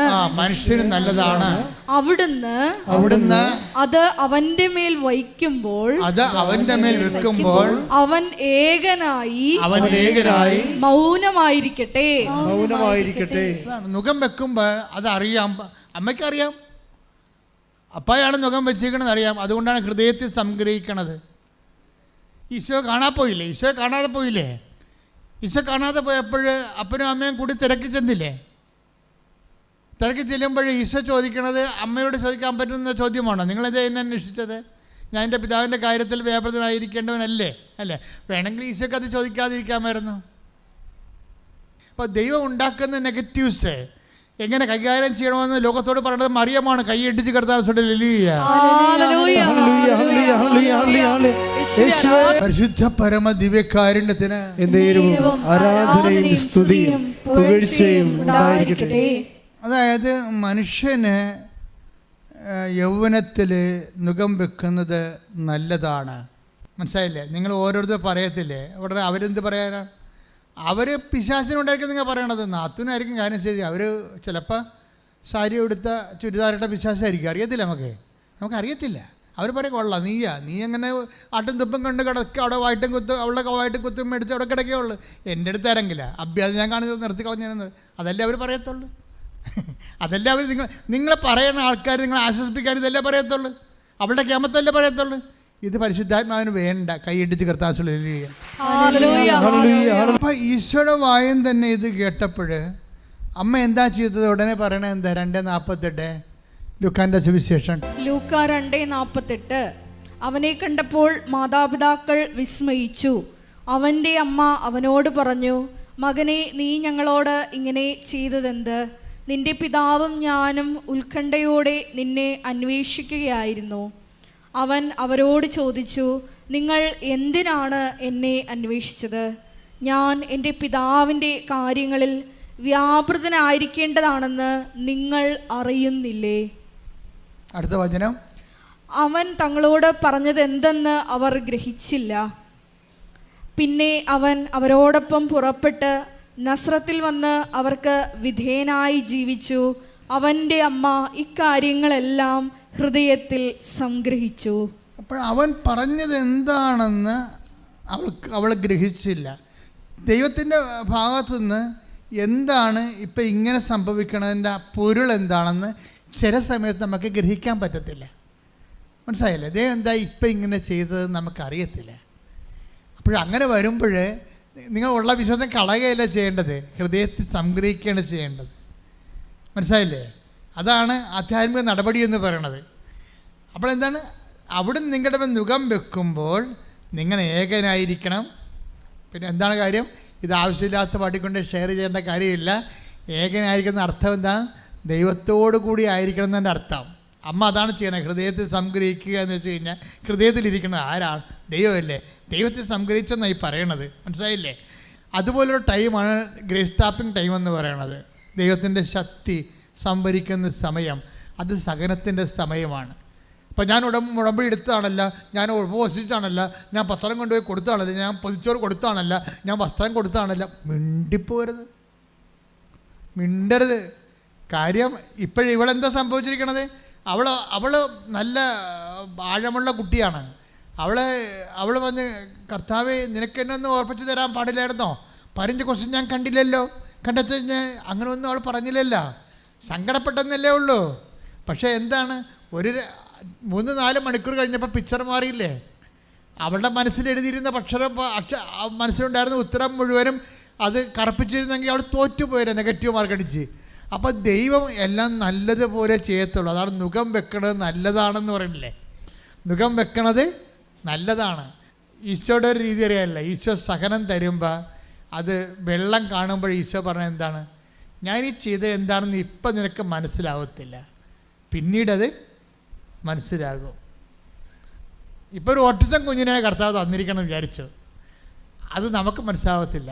നിങ്ങൾ പറയണത്, നിങ്ങളെന്താ പറയണത്? എൻ്റെ അനിയത്തി നല്ല അടിപൊളി പിള്ളേരെ കുഞ്ഞുങ്ങളെ പ്രസവിച്ച് അതിനൊക്കെ നല്ലോണം പഠിക്കാൻ നടക്കണം, എനിക്ക് മാത്രം ഈ പിശാചിനെ തന്നെന്ന് പറയും. പുറത്ത് പറയത്തില്ലേ, കുഞ്ഞിനെ കേൾപ്പിച്ചും പറയത്തില്ല, മനസ്സിൽ വിചാരിക്കും. ഞാൻ പറഞ്ഞ ഹൃദയത്തെ സംഗ്രഹിക്കണമെന്ന് ഞാൻ പറയത്തുള്ളൂ, മിണ്ടരുത്. കർത്താവ് അവിടെ നിങ്ങളുടെ മുഖം വെക്കുമ്പോൾ നിങ്ങൾ മൗനമായിരിക്കണം. കാര്യം നിങ്ങളുടെ ഭർത്താവ് പോലും അത് നിങ്ങളുടെ സങ്കടം മനസ്സിലാക്കാൻ വേണ്ടി മാത്രം വളരത്തില്ല. കാര്യം അത് അമ്മയാണല്ലോ ഇതിൽ അനുഭവിക്കുന്നത്. അപ്പനും അനുഭവിക്കുന്നുണ്ടെന്ന് പറഞ്ഞാലും ഓട്ടിസം കുഞ്ഞിൻ്റെ കാര്യം മുഴുവൻ അനുഭവിക്കുന്നതും ഹൈപ്പർ ആക്ടിവിറ്റിയുടെ കുഞ്ഞുങ്ങൾ അനുഭവിക്കുന്നത് അമ്മ തന്നെയാണ്. അപ്പം അതിൻ്റെ കൂടെ ഉള്ളവരൊക്കെ പങ്കുചേരുന്നുണ്ടെങ്കിലും പ്രിൻസിപ്പളായിട്ടുള്ള എമൗണ്ട് അമ്മയുടെ കയ്യിലാണ് വരണത്. അപ്പോൾ നിങ്ങൾ ഓർക്കണം, നിങ്ങൾ അൽഫോൻസാമ്മയേക്കാൾ വലിയ റാങ്കിലേക്കാണ് ദൈവം ഇപ്പം തന്നെ വിളിച്ചിരിക്കുന്നത്. അൽഫോൻസാമ്മയേക്കാൾ വലിയ, നിങ്ങൾക്കിനി തീയിൽ കൊണ്ടുപോയി കൈ കൊണ്ടുപോയി തീടത്ത് വെക്കേണ്ട കാര്യമൊന്നുമില്ല. ഓൾറെഡി നിങ്ങളുടെ കൈ മാത്രമല്ല, നിങ്ങളുടെ ശരീരം മൊത്തം അടപ്പിൻ്റെ തിരിക്കുകയും. അൽഫോൻസാമ്മയെപ്പോലെ ഇനി നിങ്ങൾക്ക് കൈ കൊണ്ടുപോയി തീടത്ത് വെക്കേണ്ട കാര്യമില്ല. നിങ്ങൾ ഓൾറെഡി നിങ്ങളുടെ ശരീരം മുഴുവനും ഈ ജന്മം തന്നെ അടപ്പിലിരിക്കുകയാണ്. അങ്ങനെ വരുമ്പോൾ ഈ ചെയ്തത് എന്താണെന്ന് ഇപ്പം നിങ്ങൾക്ക് മനസ്സിലാവത്തില്ല, പിന്നീട് മനസ്സിലാകും. അമ്മ നമുക്ക് നൽകുന്ന കൃപയ്ക്ക് മേൽകൃപയാണിത്. ഇത് നിങ്ങൾ പ്രാർത്ഥിക്കേണ്ട ഇത്രയേ ഉള്ളൂ, ഈ കുഞ്ഞിനെ പോറ്റി വളർത്താൻ, ദൈവം ആഗ്രഹിക്കുന്ന അത്രയും വളർത്താൻ എനിക്ക് അഭിഷേകം തരണമേ.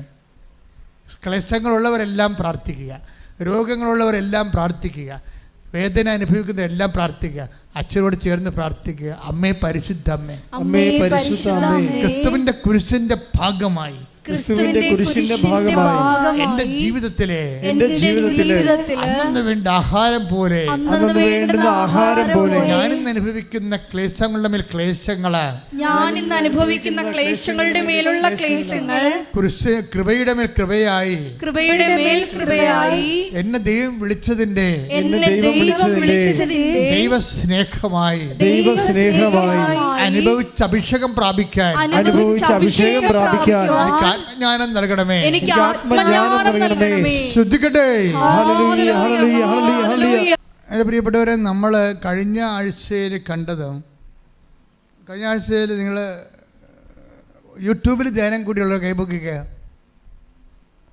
അയ്യോ, ഇത്രയും വരെയുള്ളൂ യൂട്യൂബിൽ കൂടിയത്? നിങ്ങൾ സ്ഥിരം ഇവിടെ വന്ന് കൂടുന്നവരാണ്.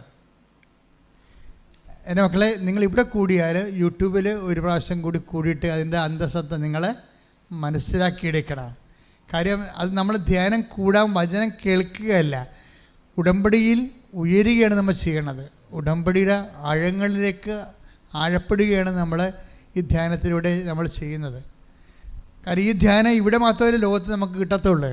അപ്പം അതുകൊണ്ട് അച്ഛനാണെങ്കിൽ ധ്യാനിപ്പിക്കാൻ വേണ്ടിയോ ധ്യാനിപ്പിക്കുകയോ കൊച്ചു കഥ പറയാൻ വേണ്ടി കഥ പറയുകയോ ഒന്നും നമ്മൾ ഒരു കാലത്തും ചെയ്തിട്ടില്ല. എല്ലാം കർത്താവിന് വേണ്ടി മാത്രം വാദിക്കുകയാണ്. നിങ്ങളുടെ ജീവിതം എടുത്ത് ദൈവത്തിന് അവിടെ ഒരു സ്ഥാനം കിട്ടി നിങ്ങൾ ദൈവത്തിൽ ഉയർന്നു വരാൻ വേണ്ടി ഉള്ള ഇറ്റുനോവ് മാത്രമാണ് നമ്മുടെ ധ്യാനങ്ങളാണ്. അപ്പം അതുകൊണ്ട് എൻ്റെ മക്കൾ ചെയ്യേണ്ടത്, സമയം കിട്ടുമ്പോൾ, ഇപ്പോൾ ഒത്തിരി പേര് ധ്യാനം കൂടുന്നുണ്ട്, അവർ സാക്ഷ്യം പറയുമ്പോഴൊക്കെ അത് പറയുന്നുണ്ട്, എങ്കിലും നിങ്ങൾ ആഴമുള്ള ഇരുത്തം വന്ന സുവിശേഷത്തിൻ്റെ സന്തോഷമുള്ള സാക്ഷികളായി വളരണം. ഈ കാലഘട്ടങ്ങളിൽ ഏറ്റവും വലിയ പ്രശ്നം വെച്ച് കഴിഞ്ഞാൽ മനുഷ്യൻ്റെ സന്തോഷം ഭൗതിക ആനുകൂല്യങ്ങൾ ലഭിക്കുന്നതിന് അടിസ്ഥാനം. ഇപ്പോൾ ചില ബർത്ത്ഡേയൊക്കെ വിഷ് ചെയ്യുമ്പോൾ ഭർത്താവ് ഭാര്യ ഭർത്താവിനെന്നും പ്രതീക്ഷിക്കുന്നത് എന്താണ്? സർപ്രൈസ്. എന്ത് സർപ്രൈസ്? ഇങ്ങനെ സർപ്രൈസ് അടിച്ച് നിങ്ങളെല്ലാം ഞരമ്പ് രോഗികളായിപ്പോയില്ലേ? എൻ്റെ മക്കളെ, നമ്മളെ സംബന്ധിച്ചിടത്തോളം ഇങ്ങനെ സർപ്രൈസിന് മാത്രം നമ്മുടെ ജീവിതം ഇങ്ങനെ എക്സ്പെക്റ്റ് ചെയ്യണ പോലെ ഇങ്ങനെ തുറന്ന് വെച്ചാൽ ഉള്ള അവസ്ഥ എന്താണ്? നമ്മൾ ഒരിക്കലും ദൈവത്തെ വളരത്തില്ല. ദൈവത്തിൽ നമുക്ക് സർപ്രൈസ് അല്ല ലഭിക്കണത്. ഇപ്പോൾ എന്താ പ്രശ്നം? ആൾക്കാരുടെ ഇങ്ങനെ ട്യൂൺ ചെയ്ത് പ്രൈസ് മെക്കാനിസം പോലെ സർപ്രൈസിന് വേണ്ടി ആൾക്കാരിങ്ങനെ എക്സ്പെക്റ്റേറ്റീവായിട്ട് ഇങ്ങനെ ആൾക്കാരെ ട്യൂൺ ചെയ്തിരിക്കുകയാണ്. ഈ പണ്ടാരത്തിനെ നമ്മൾ ഒരു കാലത്ത് ആധ്യാത്മികം വളർത്താൻ ഭയങ്കര പാടായിരിക്കും, ഭയങ്കര കഷ്ടപ്പാടായിരിക്കും. കാര്യം ഇതിനെ ട്യൂൺ ചെയ്തിരിക്കുന്നത്, ഇതിനെ ഒന്ന് ഇങ്ങനെ ഇളിച്ച് കാണിക്കണമെന്നുണ്ടെങ്കിൽ സർപ്രൈസ് കൊടുക്കണം. എൻ്റെ അമ്മ, എന്ത് കഷ്ട! ഇതിൻ്റെ മുഖമൊന്ന് തെളിയണമെങ്കിൽ നമ്മൾ സർപ്രൈസ് കൊടുക്കണം. ഓരോ ഭർത്താക്കന്മാരൊക്കെ എന്തെല്ലാം സർപ്രൈസ് കൊടുക്കാൻ വേണ്ടി മാവേവേര് കെട്ടി തൂങ്ങുന്നുണ്ട്. അപ്പോൾ അത് അതിൻ്റെ മക്കളെ സർപ്രൈസ് വേണ്ട നമുക്ക്. നമ്മൾ ദൈവത്തിൽ നിങ്ങളെ കുറച്ച് ഈടുള്ള ഒരാൾക്ക് മാറുക. കുറച്ച് കഴിയുമ്പോൾ പരിശുദ്ധ അമ്മയ്ക്ക് ദൈവം കൊടുത്ത സർപ്രൈസൊക്കെ അറിയാവില്ല, ഒരു 1.5 സർപ്രൈസായി പോയി. പക്ഷേ എന്താ സംഭവം, അവർക്കിതിനെക്കുറിച്ച് കൃത്യമായിട്ടൊരു ജ്ഞാനമുണ്ട്. ഇതെല്ലാം കൃപയ്ക്ക് മേൽ കൃപ അവരെ വർദ്ധിപ്പിച്ചെടുത്തിട്ട് നിത്യതയിൽ അവരെ ഇങ്ങനെ ഭൂസ്വലോരാജ്ഞിയായി മുട്ടിത്തിരിപ്പിക്കുന്ന ഒരു സർപ്രൈസ് ഉണ്ട്. ഇത് വല്ലാത്ത സർപ്രൈസാണ്, സ്വർഗത്തിൻ്റെ സർപ്രൈസ്. ഒരു വിശ്വാസിയുടെ ലക്ഷ്യം സ്വർഗത്തിൻ്റെ സർപ്രൈസ് ആയിരിക്കണം, അല്ലാതെ കാലത്തിൻ്റെ ലോകത്തിൻ്റെ വല്ല. കൈയിടിച്ച്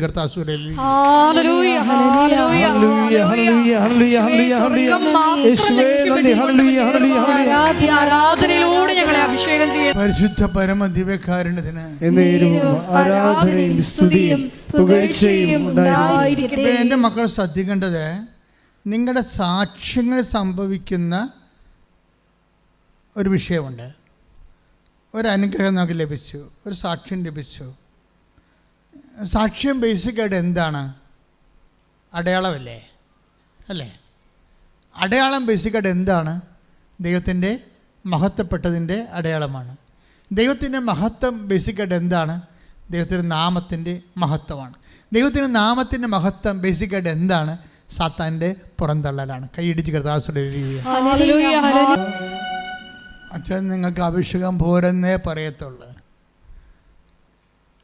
എന്താണെന്ന് വെച്ചാൽ കർത്താവ് നമുക്ക് നല്ല വചനങ്ങൾ തരുന്നുണ്ട്, കർത്താവ് നമ്മളോട് മനസ്സ് തുറക്കുന്നുണ്ട്, നിങ്ങൾക്കെല്ലാം ശക്തി ലഭിക്കുന്നുണ്ട്, നമുക്ക് നല്ല പാട്ട് തരുന്നുണ്ട്.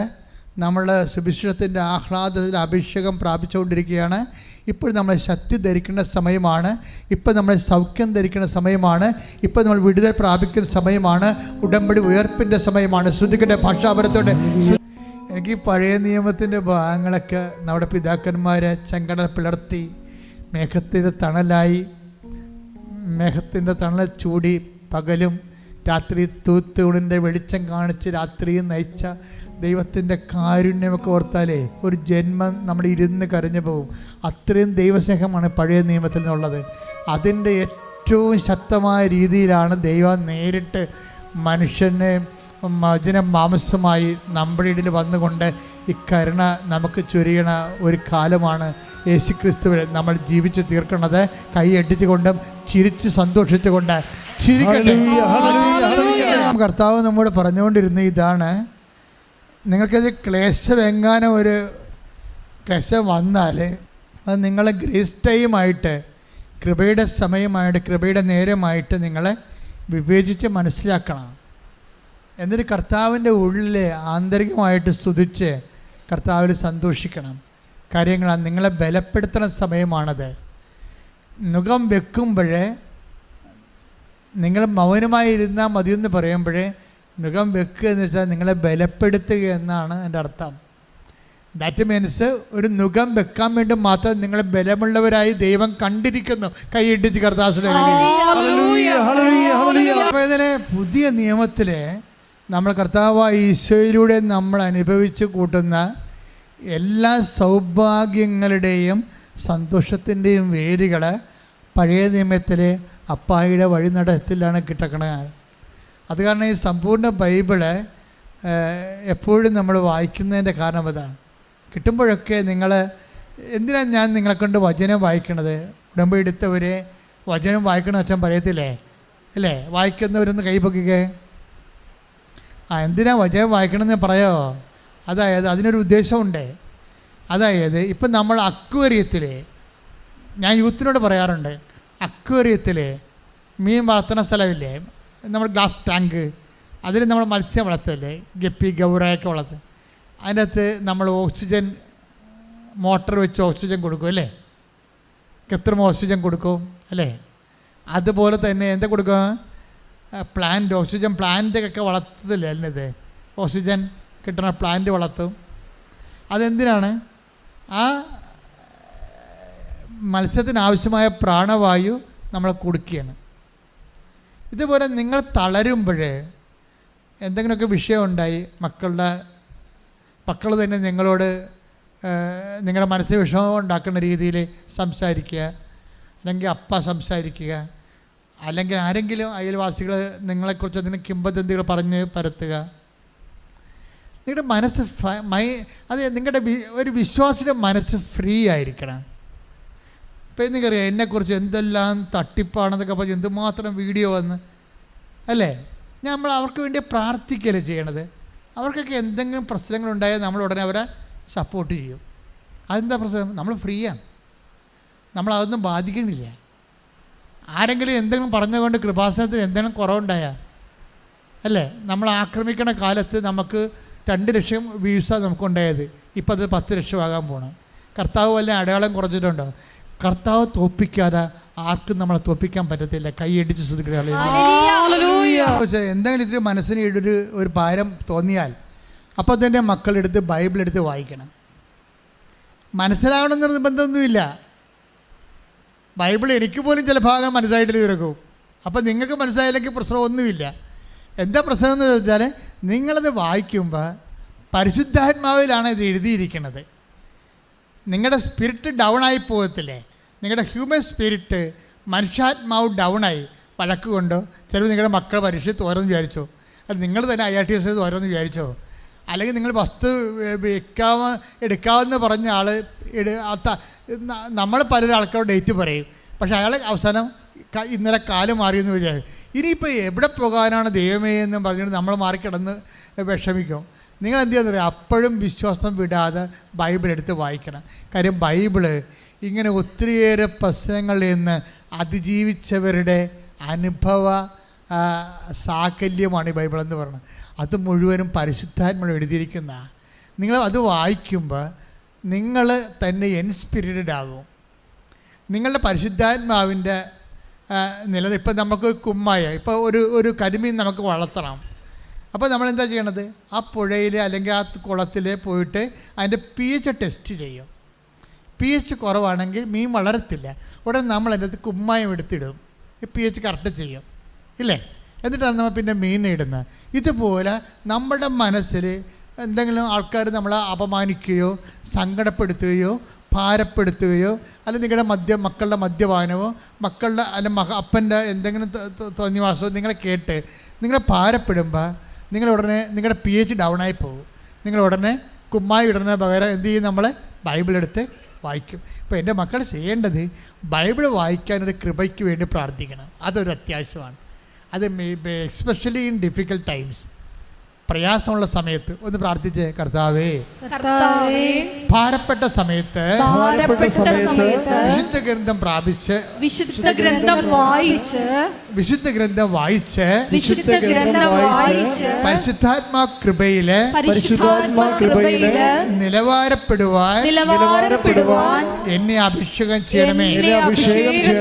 വചനം വായിക്കാനുള്ള പ്രത്യേക കൃപ, വചനം വായിച്ച് അഭിഷേകം പ്രാപിക്കാൻ എനിക്ക് ഈ നിമിഷം പ്രത്യേക കൃപ നൽകണമേ. പ്രത്യേക കൃപ നൽകണമേ.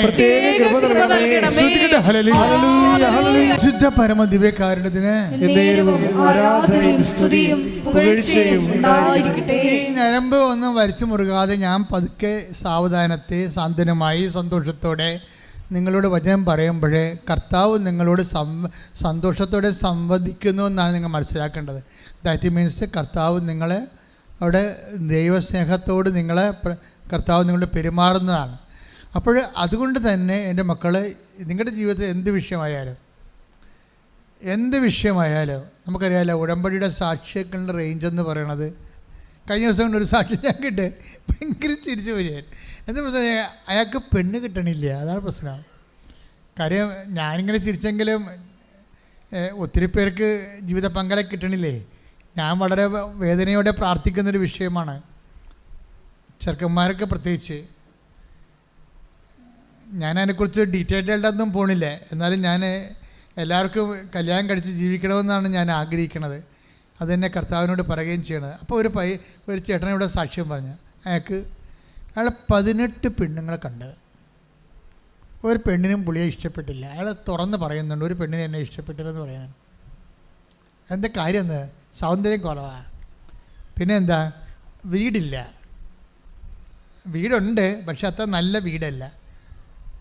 ഇപ്പോൾ നമുക്ക് നമ്മുടെ പെൺപിള്ളേർക്കൊക്കെ ഇപ്പോൾ ഒരു അടുക്കള രാജകൊട്ടാരം പോലെ ആകണ്ടേ, അതാണ് പ്രശ്നം. ആരാണ്ട് സിനിമാ നടിയൊക്കെ പറഞ്ഞ അടുക്കള രാജകൊട്ടാരം, ഇപ്പം ഇന്നും എല്ലാവരും പറഞ്ഞു എൻ്റെ രാജകൊട്ടാരം. അപ്പോൾ അതായത് നമ്മൾ എൻ്റെ മക്കളെ വളരെ വളരെ ശ്രദ്ധിക്കണേ. ജീവിതം നമ്മുടെ കയ്യിൽ നിന്ന് പോയിരിക്കുകയാണ്. നിങ്ങളിങ്ങനെ വലുതായി ഇങ്ങനെ ഒത്തിരി കാര്യങ്ങളിങ്ങനെ ആഗ്രഹിച്ച് വരികയും ചെയ്യുന്നു. നമ്മളുടെ ഇവിടെ കൊമേഴ്സ്യലായിട്ടുള്ള ലോകം, വ്യാപാര ലോകം നമ്മളെ ഭ്രമിപ്പിച്ചിട്ട് ഇതാണ് ജീവിതം എന്നും പറഞ്ഞ് അവർ വരച്ചിടുകയാണ് നമ്മുടെ ജീവിതം. കമ്പനിക്കാർ നമ്മുടെ ജീവിതം വരച്ചിടുകയാണ്. എന്നിട്ട് ഓരോരോ സംഭവങ്ങൾ കാണിച്ച് കൂട്ടുന്നു. എന്നിട്ട് അതാണ് അടുക്കള എന്ന് പറയാം. അപ്പോൾ നമ്മൾ ഓരോ പരവാസത്തിലേക്ക് നമ്മൾ പരവാസത്തിലേക്ക് ചെല്ലുമ്പോൾ പുതിയ പുതിയ ഏർപ്പാടുകളാണ് അവിടെ കാണുന്നത്. നിങ്ങൾ അവരോട് ചോദിച്ചിട്ടുണ്ടോ എത്ര രൂപയായെന്ന് ചോദിച്ചിട്ടുണ്ട്.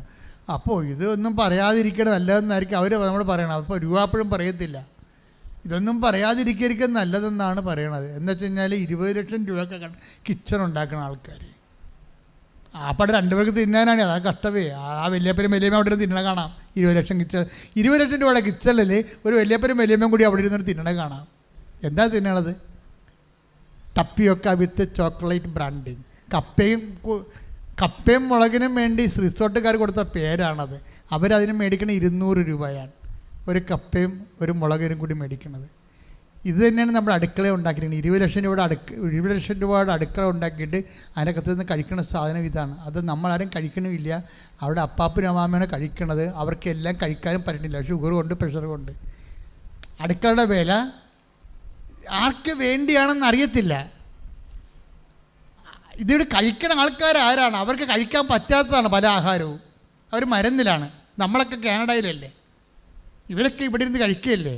ഈ കഴിക്കാൻ പറ്റാത്ത ആഹാരം അതിനാണ് 20 ലക്ഷം രൂപയുടെ അടുക്കള ഉണ്ടാക്കിയിരിക്കുന്നത്.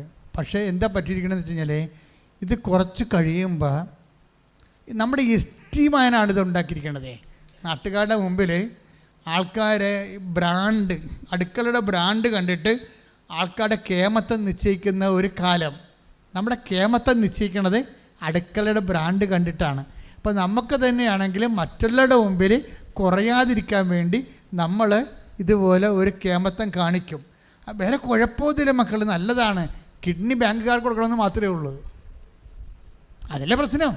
ഈ കടങ്ങളെല്ലാം വന്നിരിക്കണത് എങ്ങനെയാണ്? ഒരു 50 കൊല്ലം മുമ്പേ നമ്മുടെ അപ്പപ്പന്മാർക്ക് കടമില്ലായിരുന്നല്ലോ. 50 കൊല്ലം മുമ്പ് അപ്പൂപ്പന്മാർക്ക് കടമുണ്ടായിരുന്നോ? വളരെ കുറച്ച്. വല്ല കടമുണ്ടായിരുന്നു, വല്ല വസ്തു മേടിച്ച കടം മാത്രമേ ഉള്ളവർക്ക്. വസ്തു മേടിച്ച കടവും ആണ് ഉണ്ടായിരുന്ന കടം, വേറൊരു കടമില്ല. ഇപ്പോൾ വസ്തു മേടിച്ച കടമല്ല ഉള്ളത്.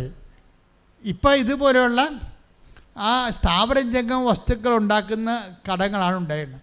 അത് നമ്മൾ സ്റ്റാൻഡേർഡ് ഉണ്ടാക്കാൻ വേണ്ടിയാണ് ഇത് ഓരോ കാര്യങ്ങൾ ചെയ്യണത്.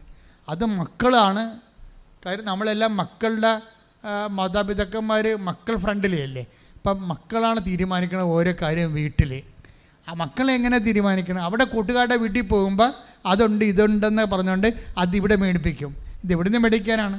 ബാങ്കിൽ പോയി കടമെടുത്താണ് ഇതൊക്കെ മേടിച്ചുകൊണ്ട് വരണത്. ഏത് കാലത്തെ കടത്തിൽ നിന്ന് രക്ഷപ്പെടാനാണ്? അവസാനം മൊത്തം ഇതെല്ലാം വിൽക്കേണ്ടി വരും. നിങ്ങളുടെ സമാധാനം നഷ്ടപ്പെടുത്തുന്നത് ആരാണ്? നിങ്ങൾ തന്നെയല്ല, ദൈവം അല്ലല്ല. അപ്പം നിങ്ങളുടെ സമാധാനം നഷ്ടപ്പെടുന്ന അവസ്ഥയിലേക്ക് നിങ്ങൾ പോകരുത്. അതിനൊരു പ്രൊട്ടക്ഷൻ വേണം. ഉടമ്പടി ഉണ്ടെന്നും പറഞ്ഞ് ഉടമ്പടി ഉപയോഗിച്ചുകൊണ്ട് നിങ്ങളായിട്ട് ക്രിയേറ്റ് ചെയ്ത പ്രോബ്ലംസ് പരിഹരിക്കാൻ വേണ്ടി ഉടമ്പടിയുടെ എനർജി ലൂസ് ചെയ്യുമ്പോൾ നിങ്ങൾ പിന്നെ എങ്ങനെയാണ് വളരണത്? ഇപ്പോൾ വിദ്യാഭ്യാസമാണെങ്കിൽ ഓക്കെ, ഞാൻ ആകപ്പാടെ കടം മേടിക്കാൻ പറയണ സാധനം വിദ്യാഭ്യാസം മാത്രമേ ഉള്ളൂ. വിദ്യാഭ്യാസം കാര്യം അത് പുതിയ തലമുറ അതിൻ്റെ ബുദ്ധിമുട്ട് അവരെല്ലാം അനുഭവിക്കണം. അപ്പം അവരൊന്ന് പൊക്കി വിടാൻ കുഴപ്പമില്ല. ബാക്കി എല്ലാ കാര്യങ്ങളും എൻ്റെ മക്കളെ ദൈവത്തെ നിരക്കുന്നതാക്കി എടുക്കണം. ഉടമ്പടിയുടെ ജീവിതം എന്ന് പറയുന്നത് ഇഷ്ടമുള്ളതെല്ലാം ചോദിച്ച് ഇഷ്ടമുള്ളത് വാങ്ങിച്ച് ഇഷ്ടമുള്ളവർ ജീവിക്കുകയല്ല, മറിച്ച് ദൈവത്തിന് ഇഷ്ടമുള്ളവർ ജീവിക്കുകയാണ്. കൈയിടിച്ച് കർത്താവിന് സ്തുതിക്കട്ടെ. ഹല്ലേലൂയ. എല്ലാവരും സന്തോഷത്തോടെ എഴുന്നേൽക്കുക. രോഗസൗഖ്യ പ്രാർത്ഥനയുടെ സമയമാണ്. ഓൺലൈനിലുള്ളവരും ഗെറ്റ് റെഡി.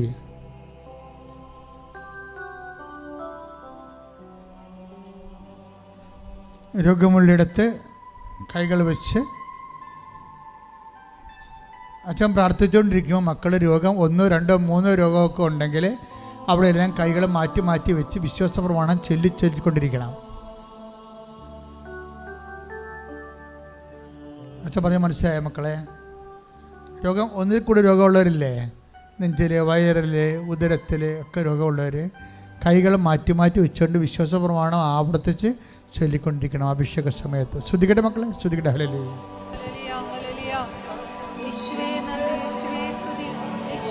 കൈകൾ മാറ്റി മാറ്റി വെച്ചുകൊണ്ട് വിശ്വാസ പ്രമാണം ചെയ്തിട്ടെ.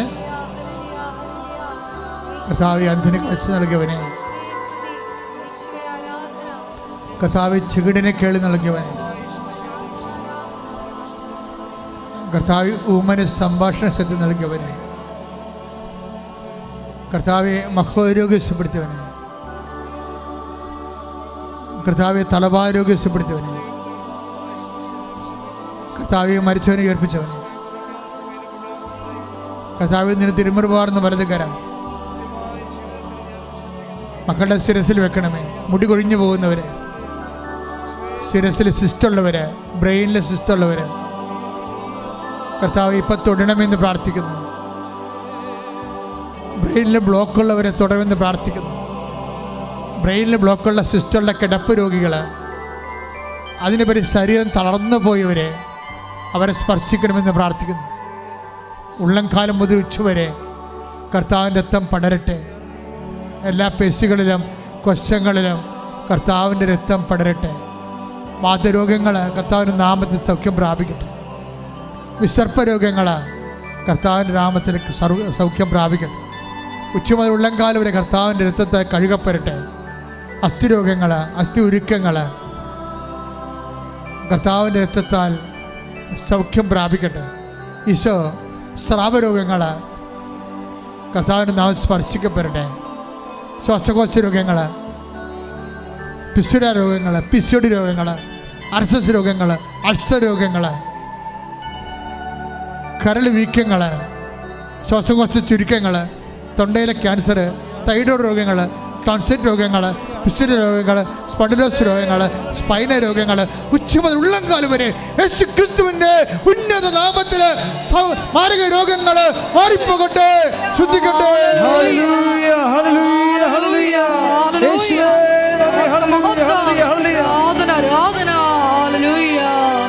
അരികിൽ വരേണേ, സദയം തുടേണേ, സുഖമായിടും എൻ്റെ ഉള്ളം. അരികിൽ വരേണേ, സദയം തുടേണേ, സുഖമായിടും എൻ്റെ ഉള്ളം. എൻ്റെ മക്കളെ, ജീവിത ആവശ്യങ്ങൾക്ക് വേണ്ടി പ്രാർത്ഥിക്കുന്ന സമയമാണ്.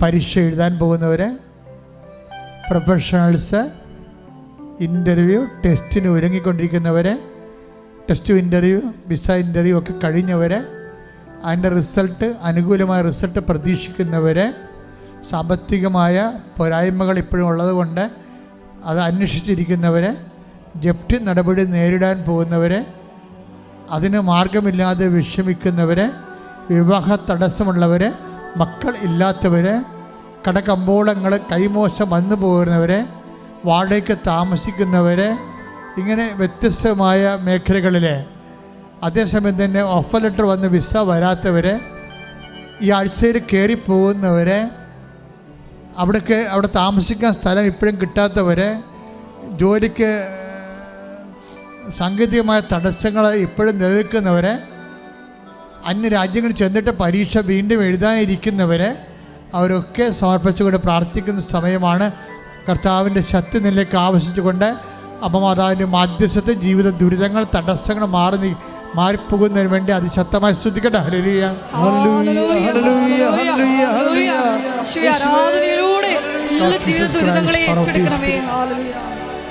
എൻ്റെ കർത്താവിൻ്റെ ഉന്നതമായ നാമത്തിൽ, സഭയുടെ അധികാരത്തിൽ, കുരിശടയാളത്തിൽ, ദൈവശക്തിയാൽ ജീവിത ദുരിതങ്ങൾ, ദൈവ തടസ്സങ്ങൾ യേശു നാമത്തിൽ നിർവീര്യമാകട്ടെ.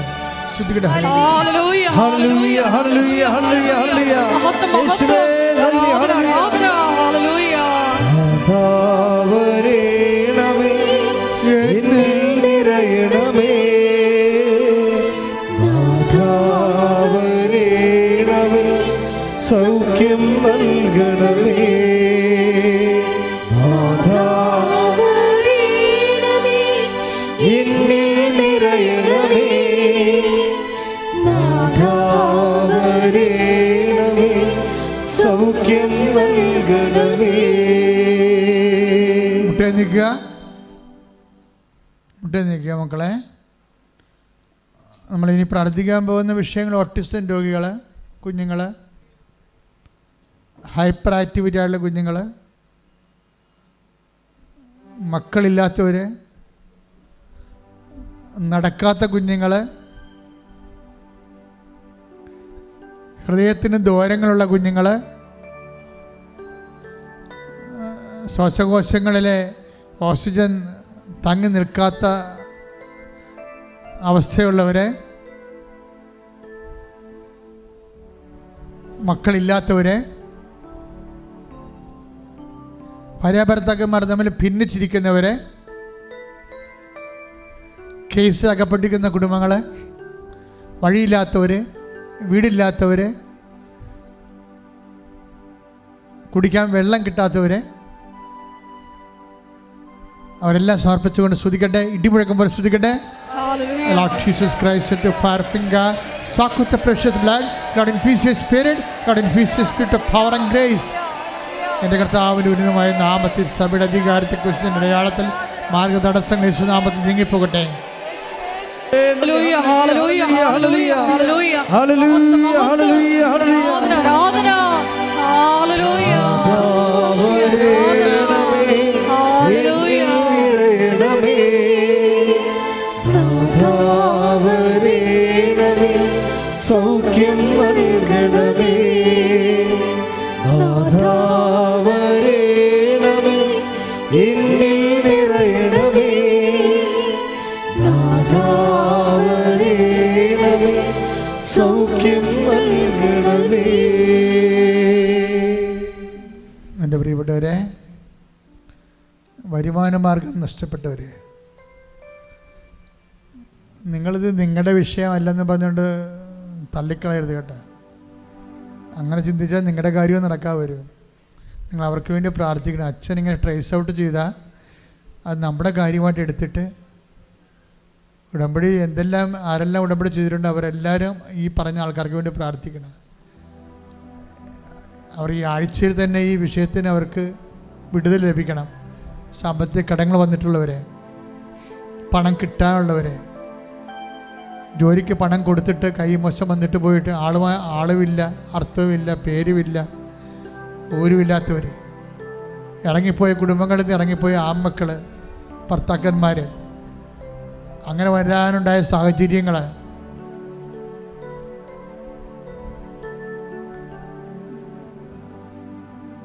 ചില സ്ഥലങ്ങൾ വിട്ടുമാറണം.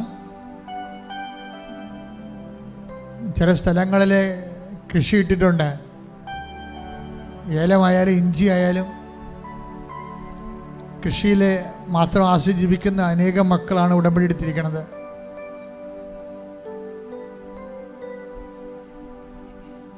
കടലിൽ പോകുന്ന മത്സ്യത്തൊഴിലാളി സഹോദരങ്ങൾ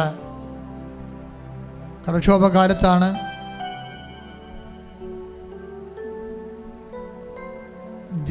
ജീവൻ പണയം വെച്ചുകൊണ്ടാണ് അവർ പോണത്. അവിടെ കടങ്ങളെല്ലാം പരിഹരിക്കപ്പെടാവുന്ന ഒരു കാലഘട്ടമാണിത്. കടങ്ങൾ അവരുടെ പരിഹരിക്കപ്പെടും.